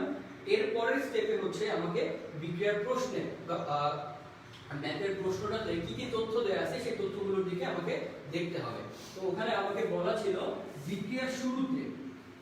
বিক্রিয়ার শুরুতে যখন সময় শূন্য তখন কত মোল, 2 মোল হাইড্রোজেন আয়োডাইড দেয়া আছে। কত মোল, 2 মোল হাইড্রোজেন আয়োডাইড নিয়ে বিক্রিয়াটা শুরু করা হয়েছে। তাহলে সময় যখন শূন্য তখন হাইড্রোজেন আয়োডাইডের পরিমাণ 2 মোল, এবং সময় যখনই শূন্য তখনই আমাদের ধরে নিতে হবে রাসায়নিক বিক্রিয়া শুরু হয় নাই এবং কোনো উৎপাদ আমরা পাবো না। তাহলে উৎপাদের পরিমাণ থাকবে এখানে 0 0।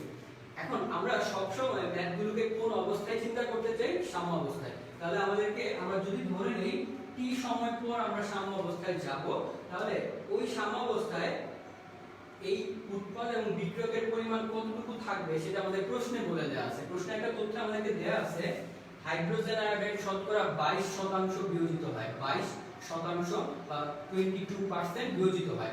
তাহলে 1 মোল থেকে যদি 22% বিয়োজিত হয় তাহলে 2 মোল থেকে বিয়োজিত হবে 1 -0.22 অংশ।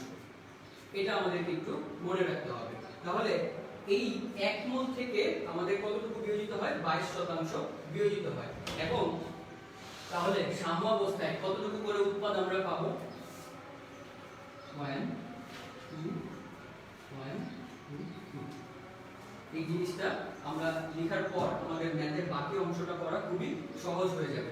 সবাই এই জায়গাটা আমরা একটু ভালো করে আবার বুঝবো। রাসায়নিক বিক্রিয়াটা যখন আমরা লিখলাম তখন আমরা এখানে দেখছিলাম যে সময় যখন শূন্য তখন 2 মোল নিয়ে আমরা বিক্রিয়াটা শুরু করি এবং উৎপাদের পরিমাণ থাকে 0 মোল।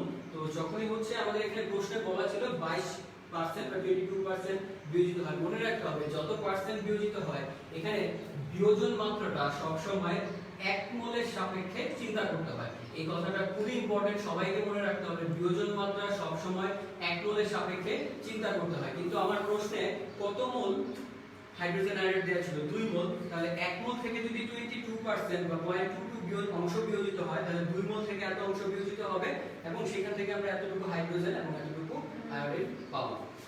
এরপরে আমাদের প্রশ্নটা ছিল এরকম যে সেখান থেকে আমাদেরকে কি করতে বলা হচ্ছে?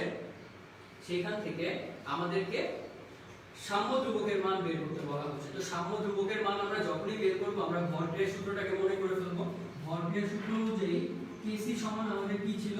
উৎপাদের ঘনমাত্রা ডিভাইডেড বাই বিক্রিয়কের ঘনমাত্রা। এখানে আমাদের উৎপাদটা কিন্তু চেঞ্জ হয়ে যাবে। এখন আমার উৎপাদটা হবে হাইড্রোজেন এবং আয়োডিন এবং আমার বিক্রিয়কটা হয়ে যাবে হাইড্রোজেন আয়োডাইড। এবং আমি যদি এখানে মানগুলো বসাই ঠিক আগের মতো আমরা ঘনমাত্রা সমান কি জানি? মোল সংখ্যা ডিভাইডেড বাই আয়তন। তাহলে এখানে সাম্যাবস্থায় হাইড্রোজেনের মোল সংখ্যা হচ্ছে 0.22 এবং তার আয়তনটা ছিল এখানে জি আয়তন। আমরা এটা ধরে নিই,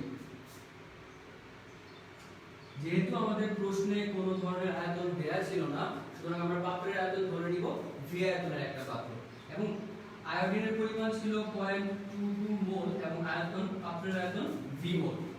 তাহলে নিচের অংশটাতে আমরা যদি একটু চিন্তা করি এখান থেকে আমাদের মনে রাখতে হবে যে আমরা এই অংশটা থেকে আমরা পাবো হচ্ছে 1.56। এখান থেকে আমরা পাবো 1.56। তাহলে আমরা 1.56 ডিভাইডেড বাই পাত্রের আয়তন স্কয়ার।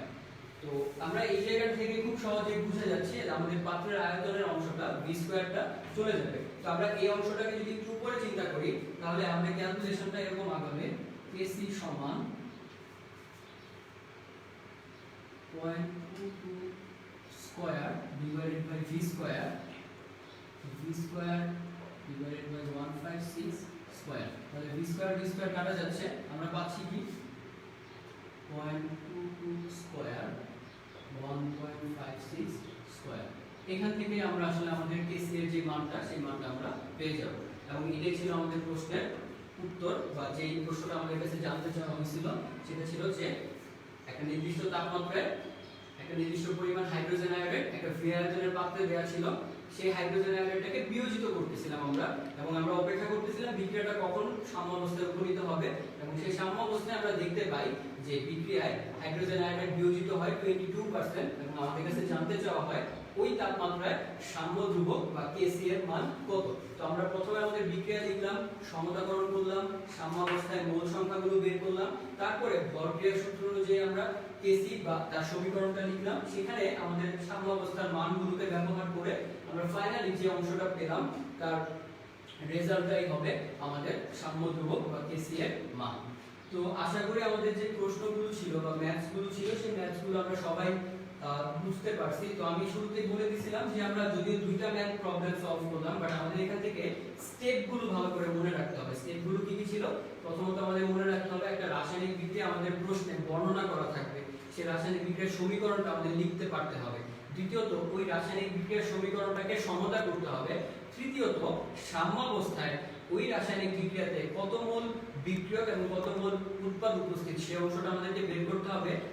ফোর্থ স্টেপে আমরা আমাদের যে প্রবলেমটা সলভ করতে বলা হচ্ছে সেই প্রবলেমের ডাটা বা তথ্যগুলোকে ব্যবহার করে কেসি অথবা কেপি এর মান আমরা বের করে নিতে পারবো। তো আশা করি সবাই আমরা আজকের ক্লাসের টপিকগুলো প্লাস ম্যাথস গুলো একটু বুঝতে পারলাম, এবং আমরা বাসায় এই ম্যাথগুলো আরো বেশি প্র্যাকটিস করব, আরো বেশি ডিফারেন্ট টাইপের প্রবলেম সলভ করব, তাহলে আমাদের পারফেকশনটা আরো বেশি চলে আসবে এবং আমরা কম সময়ে দ্রুত ম্যাথসগুলোকে সলভ করতে পারবো। তো আমরা ক্লাসে যা যা আজকে পড়ছিলাম আমরা যদি একটু রিভিউ করি তাহলে ছিল এরকম: বিক্রিয়ার হার এবং হার ধ্রুবক। এখান থেকে আমাদের মূল কথা ছিল বিক্রিয়ার হার নির্ভর করে উৎপাদ পরিমাণের বৃদ্ধি বা বিক্রিয়ক হ্রাসের হারের উপর, এবং তাপমাত্রার সাথে বিক্রিয়ার হারটা সমানুপাতিক। বিক্রিয়ার হার ধ্রুবকটা কেমন ছিল? বিক্রিয়ার হার ধ্রুবকের জন্য শর্ত হচ্ছে একক ঘনমাত্রার বিক্রিয়ক ব্যবহার করতে হবে এবং নির্দিষ্ট তাপমাত্রায় বিক্রিয়াটা করতে হবে। এবং আমরা তাদের মধ্যকার কিছু পার্থক্য দেখছিলাম, যে পার্থক্যগুলো আমাদের ছোট জ্ঞানমূলক অনুধাবন বা এমসিকিউতে আসতে পারে। এরপরে ছিল বিক্রিয়ার ক্রম। আমরা এরকম দেখছিলাম একটা সমতাকৃত সমীকরণে যত মোল বিক্রিয়ক ব্যবহৃত হয় বা যত মোল বিক্রিয়ক বিক্রিয়ার গতির উপর প্রভাব বিস্তার করে, ওই মোল সংখ্যার যোগফলটাই হচ্ছে বিক্রিয়ার ক্রম। এরপর আমরা দেখতেছিলাম বিক্রিয়ার হারের উপর তাপমাত্রার প্রভাব। বিক্রিয়ার হারের উপর তাপমাত্রার প্রভাবকে আমরা তিনটা স্টেজে বর্ণনা করছি। বিক্রিয়ার তাপমাত্রা বাড়লে বিক্রিয়ার অণুর গতি বেড়ে যায়, বিক্রিয়ার অণুগুলোর সংঘর্ষ বেড়ে যায় এবং অণুগুলোর ক্ষেত্রে সক্রিয়ণ শক্তি অর্জন করা সহজ হয়। তারপর আমরা দেখতেছিলাম সক্রিয়ণ শক্তি কি।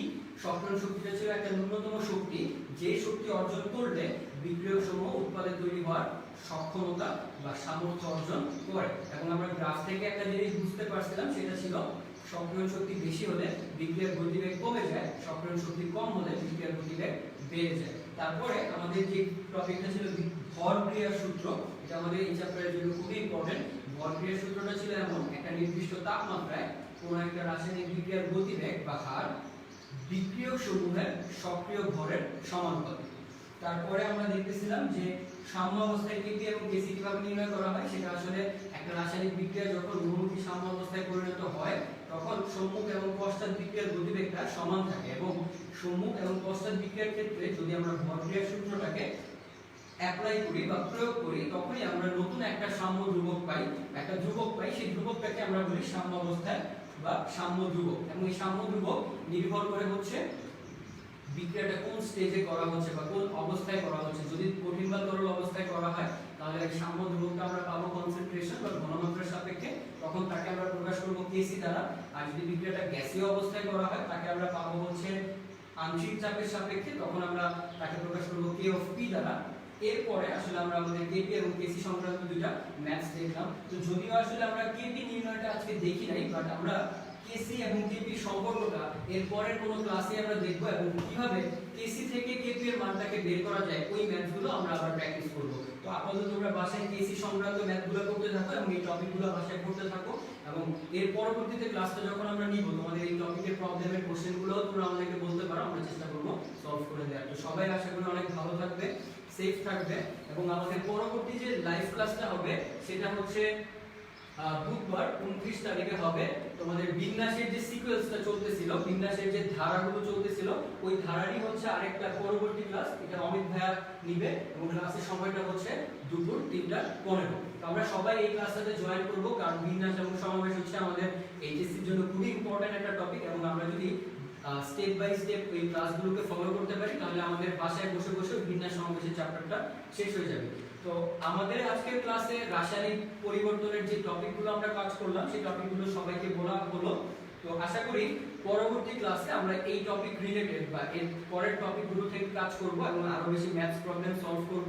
তো তোমরাও বাসায় করতে থাকো আর তোমাদের প্রবলেমগুলো আমাদের সাথে শেয়ার করো, আমাদের পেজে শেয়ার করো, যাতে করে আমরা তোমাদের প্রবলেমসগুলোর উপর বেস করে আমাদের পরবর্তী ক্লাসগুলোকে সিলেক্ট করতে পারি। তো আশা করি সবাই ভালো থাকবে, সবাই সেফ থাকবে।